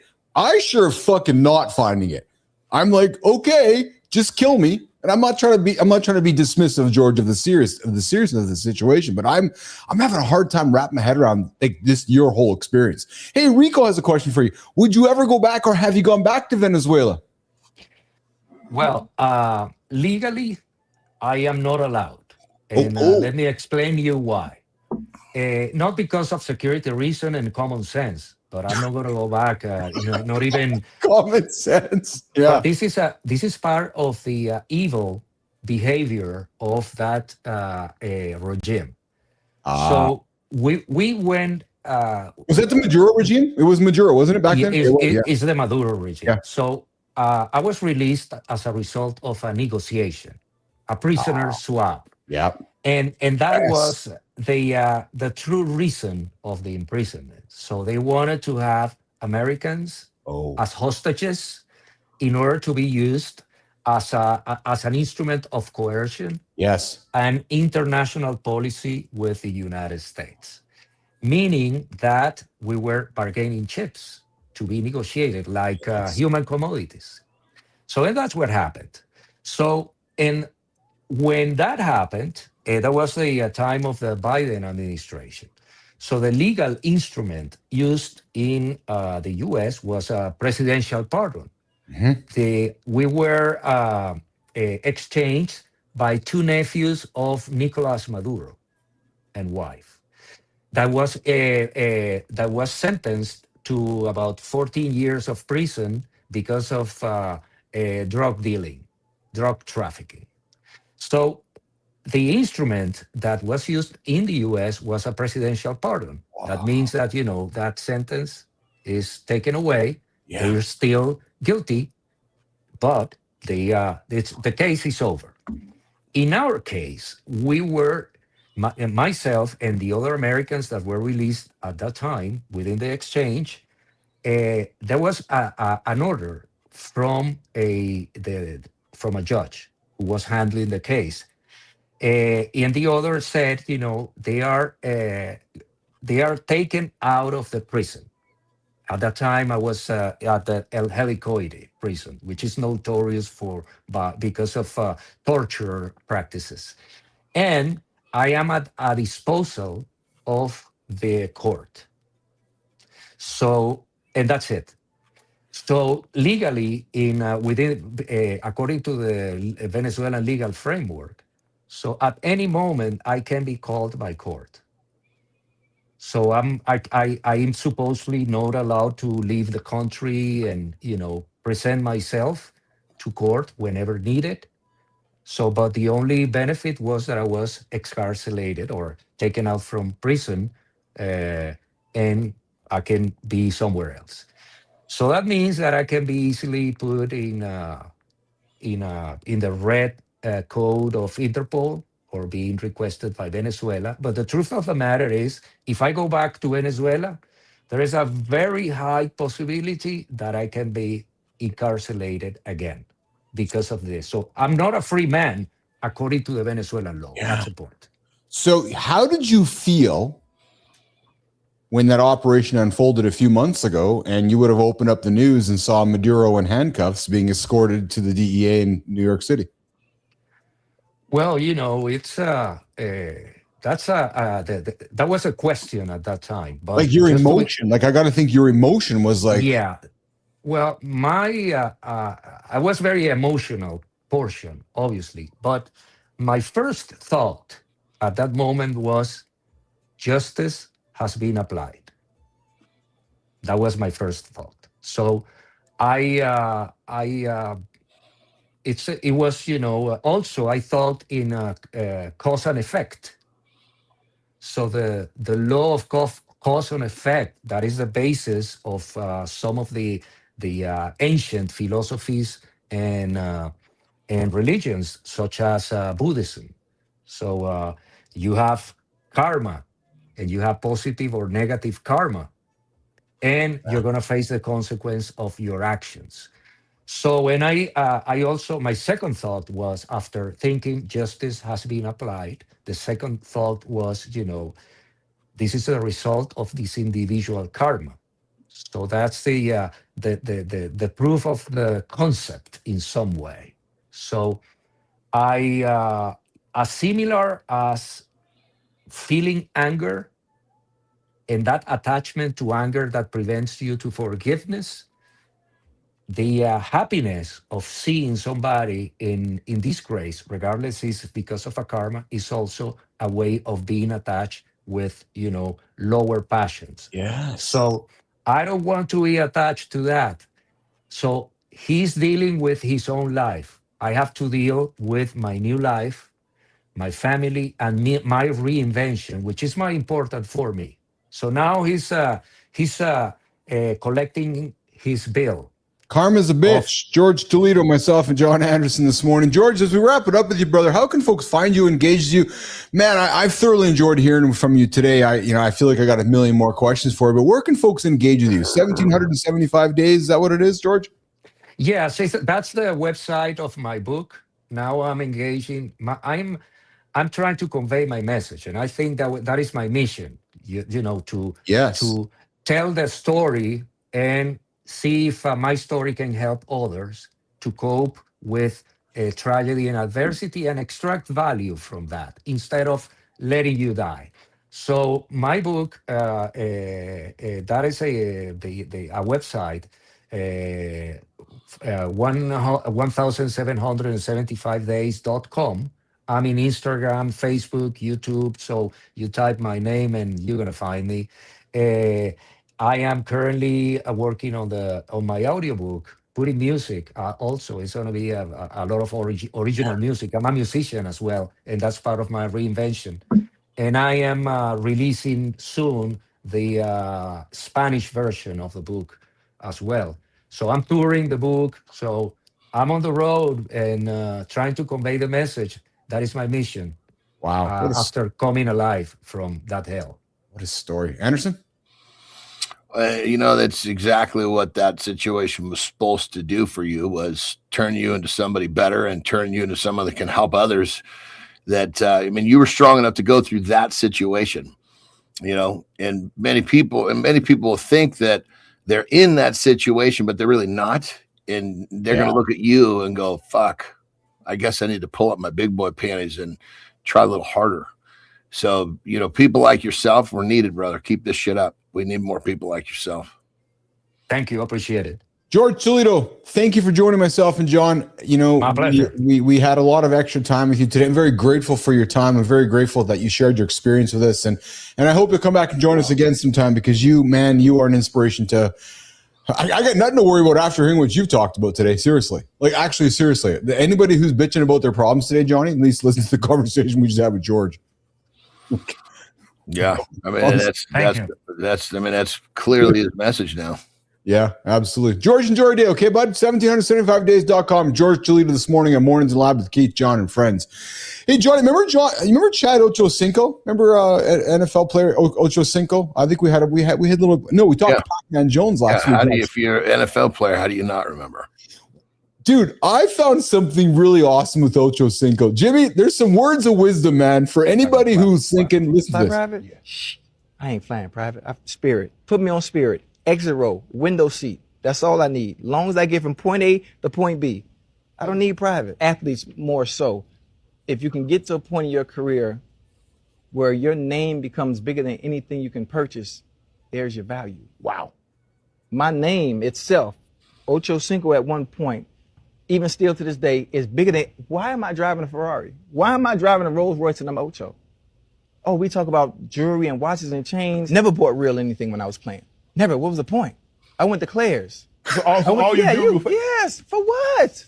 What am I doing it for? The women don't deal with you anyway because of who you are. Right. And then the other women who really doing their homework, don't Google how much you're making already. Right. Why am I buying a $50,000 watch, $80,000 watch? What time is it real quick, please? It's 20 minutes to 4.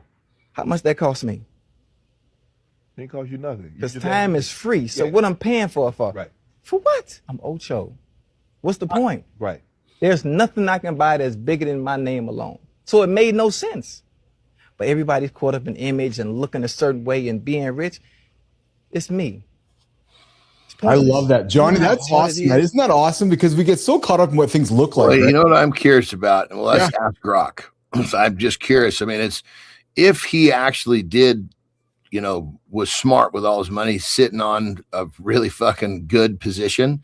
Yeah. That's a pretty cool perspective. If he fucking squandered it all away and now this is his position, this is a little bit of a different speech. Yeah. So Grok died on me this morning because I forgot to plug the phone in. So Grok is not with us this morning, but I'm with you that you're right. So that if this is his story now because he lost all his money, true. But if he still got all his money, this is a great story. Yeah. Yes. Yeah. It was. But I love the fact. No, I go to Claire's. It's like, why the fuck am I buying the big jewelry when I go to Claire's?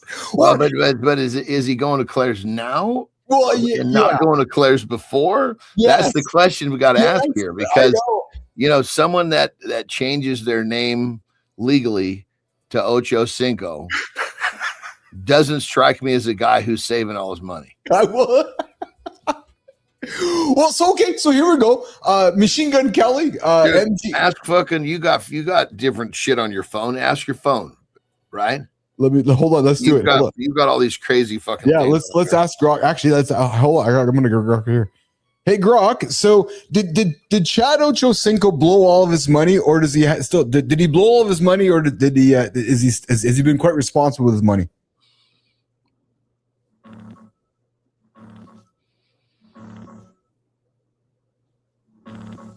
I have no idea who Chad Ochocinco is.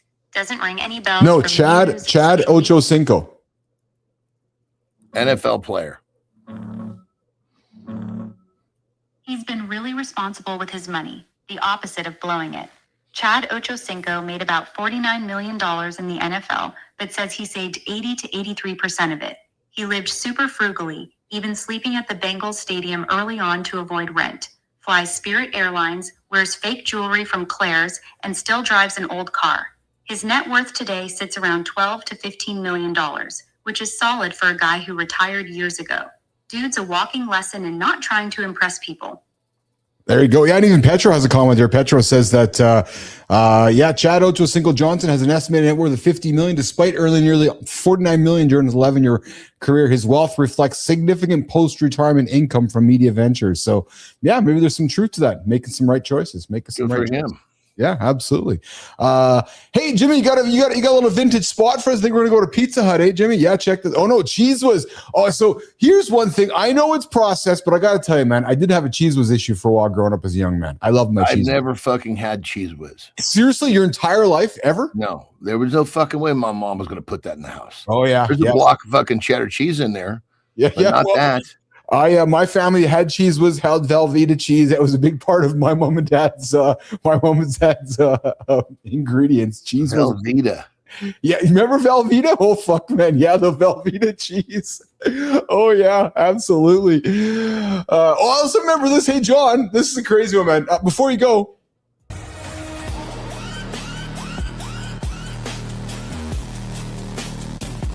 Hey, John, before you go, you ever see a bootleg cartoon mouse outside a theme park smoking a cigarette like she's on her third divorce? It's a dude in a mini suit, palm trees behind him, fence line, just casually pointing like, yeah, I know, I'm a mess. And the caption's like, imagine seeing this before entering Disneyland. Bro, that's not Disney magic, that's Disney nicotine. This is Street Hustler Mini, the kind that'll charge $40 for a photo, then ask for gas money and emotional support. Replies are ruthless. That ain't official. Real characters change underground, stay in character 24/7. This one's in rinse do mode. Hey, John, if Minnie's outside the gate chain smoking like a single dad at a PTA meeting, what kind of unlicensed chaos are we walking into today?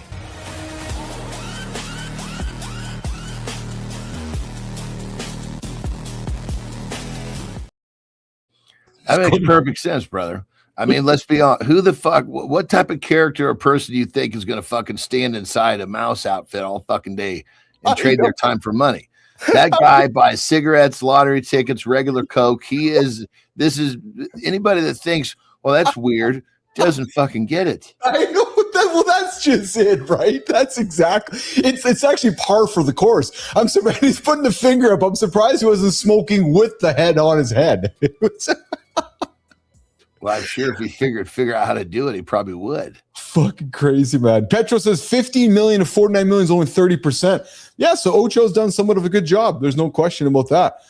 Hey, maybe this is a good job too. Jimmy, MGK gave his daughter we're talking about money and having a lot of money. And sometimes we think because we have so much money, we can do crazy shit. So there's him giving his daughter a gift. You think she's getting a Porsche or think she's getting something crazy? He gave her an Acura. There you go. Keeping her grounded. Something to be said for that. Right. And it's funny because I saw a quote. Who was it? I missed who it was. Machine Gun Kelly, you know, the rapper, the artist. So that's his daughter. And she got an Acura. She didn't get some big fancy car. And I like that because it's grounded. It's like one of those, just a basic thing, right? So and it's funny because I saw a quote from Shaquille O'Neal over the weekend and he was asked about his kids, his wealth. And he's like, what's with this we shit? He goes, no, I'm rich. He goes, yeah, I have a net worth of 500 million, not we. He's like, this we shit, my kids can go make their own money. He was funny because like he was constantly, we? No, fuck that. I'm rich, he says, not you guys. And I like that because there's something to be said for that. And I tell my kids the same thing, man. Like, fuck, I make my money, you go make your own money. I'll help you, but you got to make your own money. Yeah, You know? I mean, it was part of my plan as a parent was to get them accustomed to all the finer things so that when they were on their own, they had to go fucking grind it. Their standard was set. You're going to have a little lull here. Yes. But you need this lull. Yes. It's part of the developmental process. That's it. That's exactly it. It's exactly it. 100%. Yeah, you're right, Charlie. That car still is probably 60K, but it wasn't 300K. So Johnny, it looks like she was at college though, too. If you look like dormitory behind her. So right. Yes. Yeah. It was a smart choice on his part. Yeah, I would agree. I would absolutely agree with you. Yeah. Hey, what are you doing today? What do you got going on today in your agenda? Let's see here. I've got Ben right after this, as always. Yeah. I'm going to take my nap at 10 today. Yeah. A little later. And then I got a series of calls I got to do. One of them, I'm trying to think, one of them is a developmental call, which is fun. Yeah. I've got actually two are developmental calls. One is a client call. I like the developmental calls because I'm working on growing something. Yes. Yes. Development is fun. Tom Farley joining myself and you tomorrow on the big show here, Mornings in the Lab. Yes, the name related to Chris. So Tom's going to be on the show tomorrow. Looking forward to meeting Tom. It'll be a fun one. I'm assuming addiction because that's a big part of what he's talking about. So we'll be talking tomorrow. And I'm sure your story will come up as well. Anderson, have a great day, brother. It's the Canadian long weekend here today. It's your long weekend. Next weekend in America, it's our Canadian long weekend here today. So it's kind of quiet. Everybody's home today, so it's a quiet. What's it for? Long weekend? It's our May long weekend, our Victoria Day long weekend. You guys have your what is not your not Independence Day, but next Monday's your May long Memorial Day or something, isn't it? Yeah, Memorial Day. That's right. Yeah, so we have a similar kind of Victoria Day. We call it up here in Canada. So kind of quiet. Lauren's home, the kids are home, and then Papa's going to work in 25 minutes after we have some fun here today. Yeah. There we go. Say hi to Ben for me. We'll see you in less than 24 hours. Have a good loop, my brother. All right, Johnny's out of here. Good morning, nation. John Anderson's out of here. He's back every single day here at 8 o'clock. Myself, Keith, and John on Mornings in the Lab with Keith, John, and friends.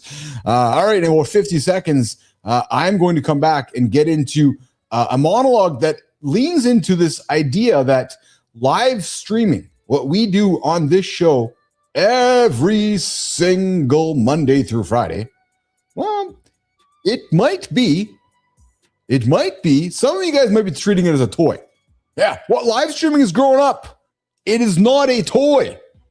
And I'm going to have that little monologue with you guys coming up in 50 seconds. It's time to warm the bladder up. Jimmy, let's get the countdown started right now. People still treat live like a toy. That's the mistake. It's turning into something people build their mornings around. A toy is optional. A format is dependable. Live is shifting from random noise to recurring trust. We say, we'll go live when it feels right. That's not strategy. That's avoidance with better branding. Unstructured live steals time from the audience. It also trains us to drift. We don't build momentum that way. The rule is repeatability. We show up on purpose, not on impulse. Presence beats polish when the room is watching. AI will flood the internet with perfect. Live is where we prove we're real. Real judgment in real time changes everything. Keith's about to break down the shift. Why the strongest rooms will compound trust fast. Morning begins here.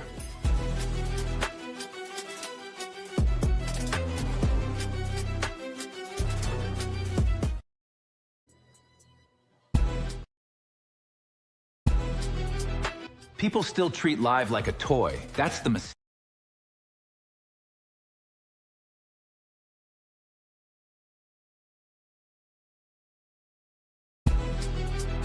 People still treat live like a toy. That's the mistake. It's turning into something people build their mornings around. A toy is optional. A format is dependable. Live is shifting from random noise to recurring trust. We say, we'll go live when it feels right. That's not strategy. That's avoidance with better branding. Unstructured live steals time from the audience. It also trains us to drift. We don't build momentum that way. The rule is repeatability. We show up on purpose, not on impulse. Presence beats polish when the room is watching. AI will flood the internet with perfect. Live is where we prove we're real. Real judgment in real time changes everything. Keith's about to break down the shift. Why the strongest rooms will compound trust fast. Morning begins here.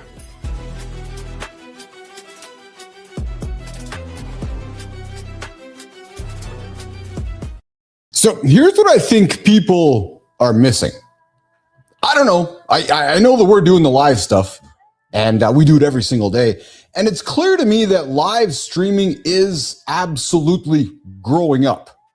Yeah, we're not talking, what is it, clavicular growing up either. No, we're growing up into something that's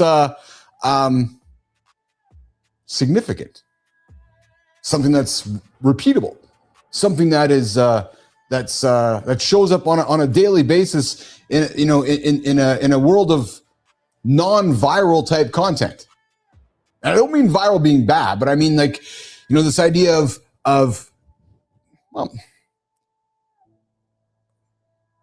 not random stuff. Yeah. Not people begging for attention, right? And listen, a lot of live streaming has looked exactly like all that crazy stuff for the longest time. It's messy, it's noisy, it's unstructured, and often, when we've watched the old live streaming stuff from the past, it might even be a little embarrassing. But I'm going to talk this morning, but that is not where this is going. No, that would have been the early version of all that live streaming stuff. Remember Justin TV? I do. Yeah, the internet nerd guy. Yeah, and when we think about when we think about the obvious, before it becomes obvious, it has to look weird first. It has to look unserious before the serious people understand it. And I think that's exactly what is happening with live streaming right now. People come to me and go, "You go live all the time." I go, "Yeah, why?" I'm like, "Why? Well, why not?" And I would say that we're moving from live streaming as a feature to live streaming as a format more than ever. There is a big difference. A feature, something you turn on. A format, well, it's something people tune into. You guys recognize our show now. It's very much a magazine, right? We come and go, we topics here, topics there. We got a guest centered in the middle of it. It's a format. You think about features are buttons. Format, rituals, a habit. Every single day, we get up and get after every single day. Features, well, it lets us go live. The format gives you a reason to show up because you know that it's going to be an unpredictable situation that's largely predictable. Yeah, unpredictable predictability. Because going live like we do here, yes, easy. Really easy now. Anybody can press the button. Anyone can open the camera. Anyone can start talking. That part, no longer impressive at all, actually. But the real question is this. Can you build something? Can you build something that people come back to and want to come back to daily? Because the question is this, and I love what we collectively have built here. I love that Charlie's been with me for a couple hours now this morning. Dwayne's been hanging out for a couple hours this morning. Rico, Petro, Sullivan, a couple hours are hanging out this morning. That's a room that we create together. Can you hold the tension? No, we hold the tension together. Can you create a rhythm? We create the rhythm together. And here's the thing. Can you make the audience feel like they are part of something while it's happening? And I'd like to think collectively the answer is yes to that. It was Charlie, unprompted, sending me the IROC picture with his mullet back. Charlie, was that taken last week? But that's what a community is, with all of us contributing and creating rhythm, being part of something that is happening in real time. I'll be frank. I couldn't wait to get here this morning to hang out with you guys. I couldn't. And I take my responsibility in this situation very seriously. I love being the ringleader to our conversations. This is where live streaming grows up. We are doing it together as the generation we call X, growing together every single morning, going through the struggles, going through the challenges, going through the opportunities of life. This is where you are watching live streaming, growing up together. Yes, because right now, I think much live content feels accidental. You flip around YouTube, it's a thought. They go live, they ramble. And I always say, if I'm rambling, if I'm talking for the sake of talking, I shouldn't be talking. Folks react. They answer comments like we do too, but then they don't come back. And I'll tell you, that's not media. That's a broadcasting impulse. Media, like we are creating here, it needs structure, rhythm, expectations, recurring moments, hosts who know what they are doing, tension, segments. Do you think all the tension Keith and John has is real? Or is it manufactured? Or does it matter? It needs community memory, our collective memory. It needs a reason to return tomorrow. I give you a reason to return tomorrow because I know I'm going to show up and you guys know you're going to show up, and we collectively build this community together. And the timing is perfect because the rest of the internet is becoming more synthetic by the day. AI this, AI that. And hey, it is what it is. Everything looks polished. But polish is not going to be the differentiator moving forward. No, it's going to be the presence, the real-time presence, the human judgment, the ability to think while the room is watching and calling audibles along the way, like we did this morning with our guest, Jorge, don't call me George, Toledo.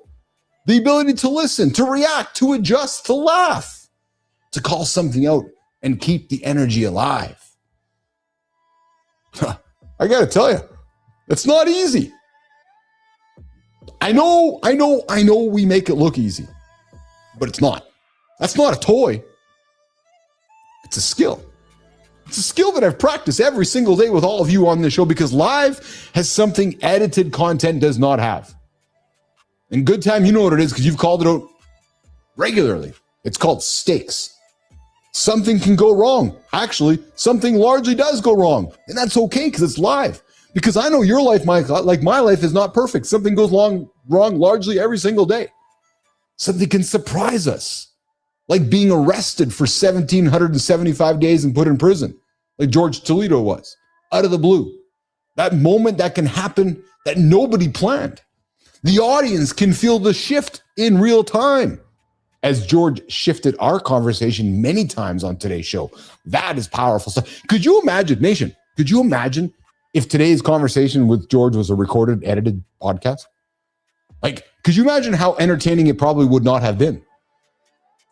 It would have been George talking to you and you listening, wanting to ask questions and going, yeah, nodding, and then that's it.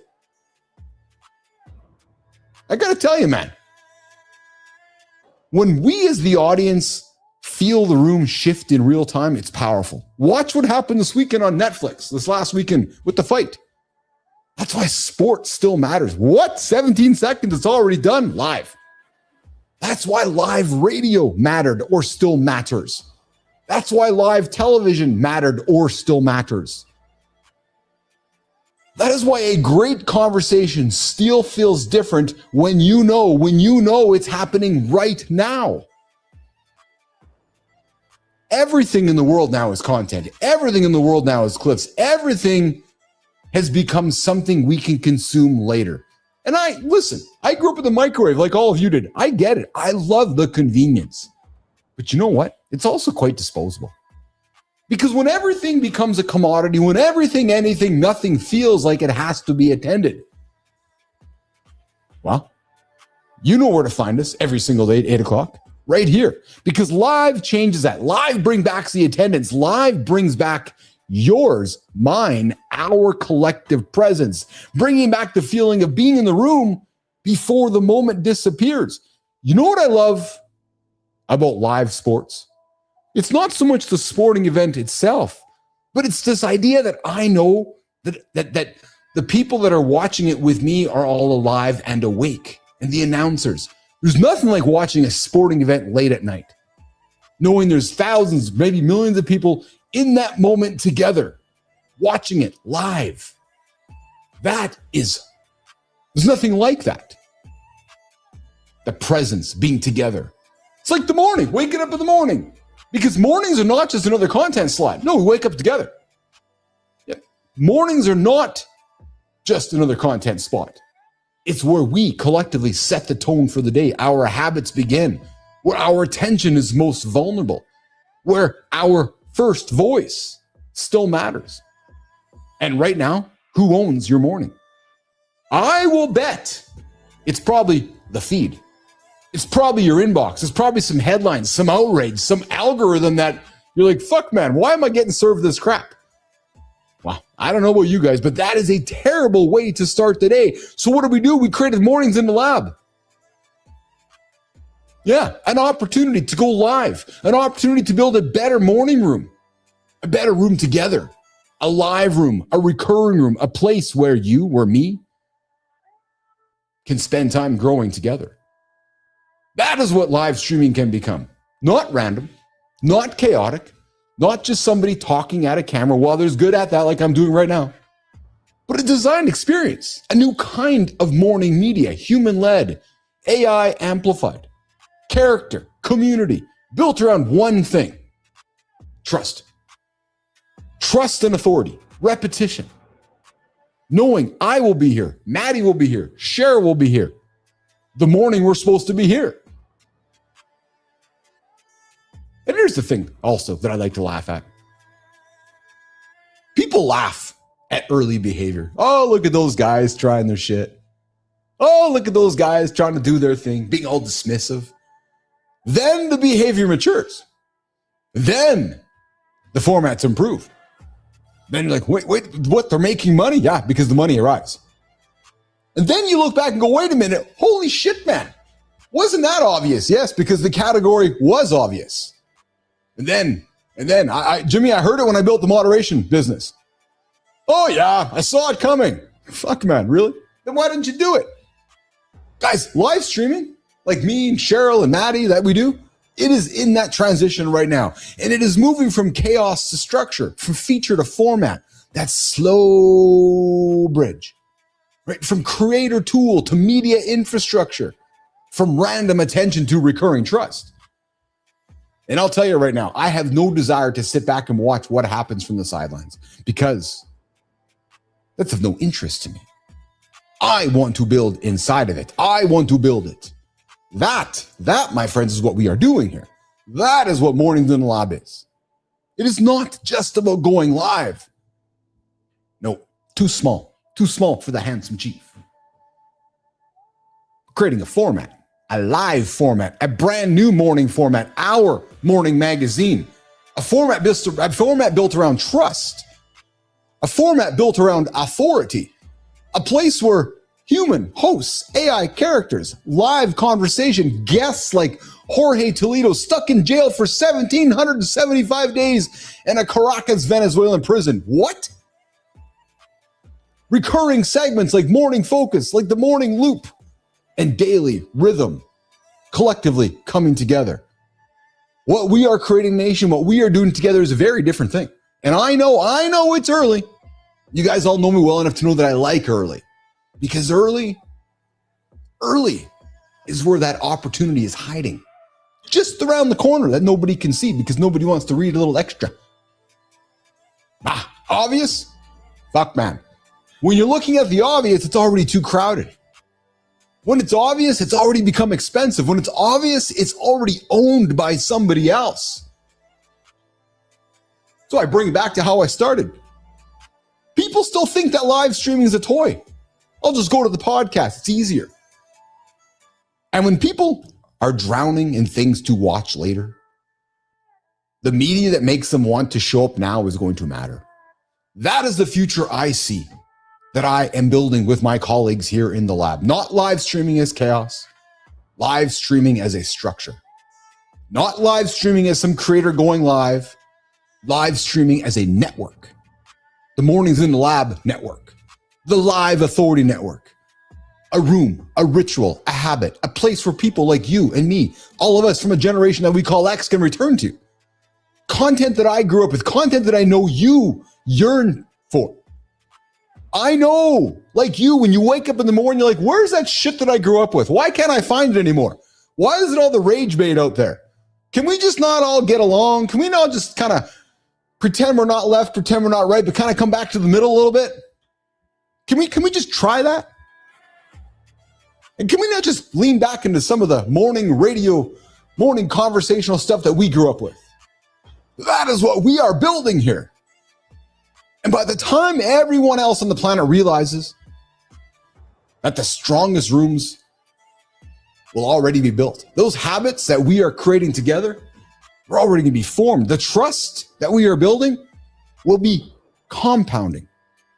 And the people that are waking up in the future treating live streaming like a toy will be wondering how they missed the moment when it became so fucking obvious and it became the next serious media layer. We give out a lot of trophies for guys who crush it at work, but we hear absolute crickets for the ones silently flatlining in their own living rooms. Today, we're digging into the heavy, quiet stuff you usually just swallow down with your morning coffee. From the real reason your diet is failing to the terrifying silence creeping into your marriage. Take it away, handsome chief.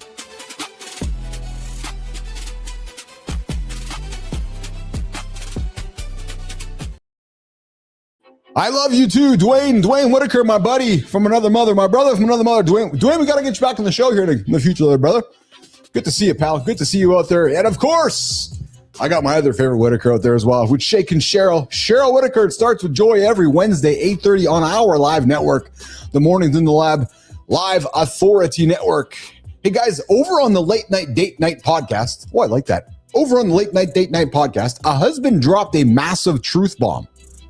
Yeah, he was doing the exact same thing to his wife that he hated others doing to him, completely ignoring her. But the real gut punch for this dude, their couples therapist told him, you can't do the work together until you do the work alone. Oh, so I guess what they're talking about, Jimmy, is solo life expectancy work. Yeah, so here's the thing, guys. If you want to have more tandem life expectancy work, maybe we need to tune into the solo life expectancy work. Is that what he's referring to, Jimmy? So guys, Charlie, go home today and rub one out. There's the advice from the handsome chief today. Go rub one out today for yourself. And then after you've rubbed one out for yourself today, you can go rub one out with your partner. That's just my work. Because according to the therapist, you can't do the work together until you do the work alone. So gentlemen, there's my invitation for you today. Yep. Go rub it out. Come back and join me tomorrow and tell me how it went. All right, let's keep it going over on the community corner with Maya Reyes this morning on Mornings in the Lab with Keith, John, and friends. We're going to rock and roll to our next one, all the way from rubbing things out to Substack, the Cold War in your living room. Linda Cooper, she wrote a piece on Substack that says, men navigating their wife's perimenopause.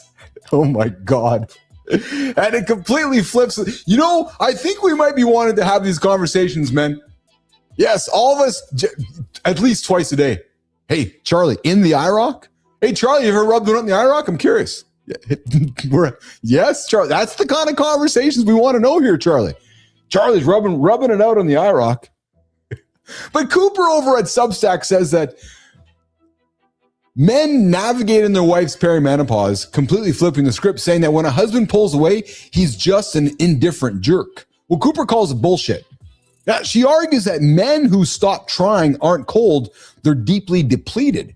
You withdraw to protect yourself from constant rejection because nobody ever taught you how to say, I'm terrified my marriage is slipping away. You spent decades being the silent provider to taking it on the chin, but then that weaponized stoicism won't save your relationship. So gentlemen, stop trying to fix the situation for 5 minutes. Hey, if you're rubbing one out solo, it's not going to take you 5 minutes. Look in the mirror. Yes. And ask that heavy question. What are you actually feeling right now? Jimmy, is it flaccid? Or is it, what? Hey, over at LinkedIn, stop blaming your willpower for your gut. Well, Matt Lenag, over on LinkedIn's calling bullshit on the BS of LinkedIn, the fitness industry's favorite lie. He argues your fat loss failure isn't a lack of willpower, it's decision fatigue. Yep. Relying on motivation is a losing game. True story. Yep. I can't do the basic shit anymore. Get it off the screen. Sorry.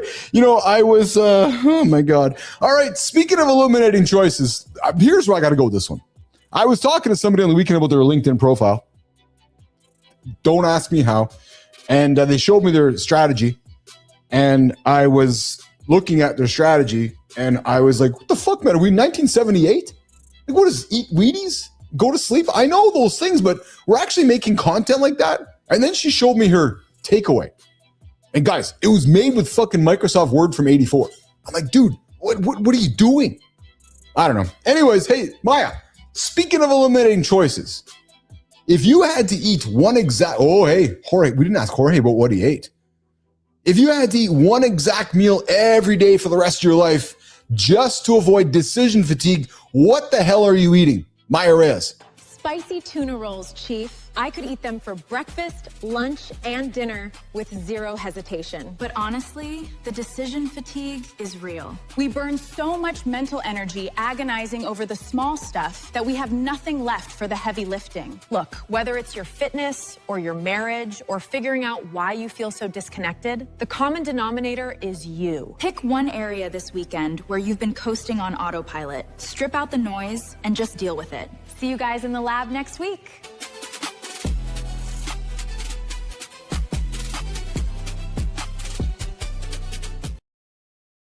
Yes. Maya recorded for this on Friday. We had her in the lab here this morning. Good to see you, Maya.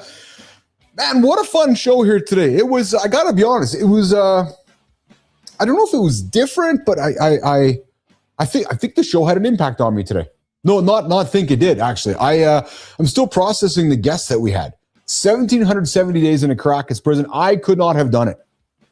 No, I will admit to all of you guys, I don't think I would have survived. I'm the first person to say I'm be the pussy. Go, yeah, I ain't fucking surviving this.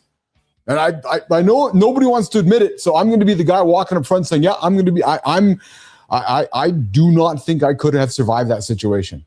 How he found the strength, how he found the resilience, the forgiveness, man, to channel your. And I love Kaiser because it was definitely one of our more serious conversations, but in an inspiring way, and impactful definitely is the right word to use for the show's vibe. There's no question, right? Turning a good tragedy into something significant. So if you're tuning in later, go and check out that conversation we had with Jorge Toledo here today. Is that me dancing, Chief? Yes, that was. So Jimmy, I'm not sure. Was there some dancing me going on there? Maybe that was me dancing. I'm not sure. I like to dance. Yeah, I danced before the show off screen when the show's lighting up and Jimmy starts the countdown with the tunes. Man, there's it's kind of like the morning. It's like the morning attitude kind of pops in display here. So, hey guys, we go live 8:00 Eastern time. But of course, it starts before that with Matt Roof, 7:30 Eastern time on the network we call Mornings in the Lab with Keith, John, and friends. But the Mornings in the Lab network, the home of live authority. Yes, I am actually been rebuilding. I've rebuilt the entire mornings.network page this weekend. It is it's pretty awesome actually. We got some really cool things happening there. I haven't had some time to spend with my team on it, but we're funneling all of our traffic to the big network page, mornings.network. You guys will find all of our shows there, all of our content, all coming together on the mornings.network page. Guests, the Bible, everything's there. So I invite you guys to go check it out. And of course, mornings.live for our individual show. Whatthetruck.live. It starts with joy.live. All of kindisrising.live, all of our shows.live is how you can find us. But guys, we'll be back at it in less than 24 hours right here on the big show and on the big network, mornings.live, Mornings in the Lab with Keith, John, and friends. We'll see you guys in less than 24 hours. Charlie, I appreciate you. Cheryl, I appreciate you. Dwayne, I appreciate you. Sullivan, entire, everybody out there. I don't want to miss anybody. What else we got there? We got Petro. And we also, of course, we got the man of self, Rico. What's going on, guys? Have a good one. Batshit crazy. We'll see you guys in less than 24 hours. Right here on the network. Mornings in the Lab with Keith, John, and friends.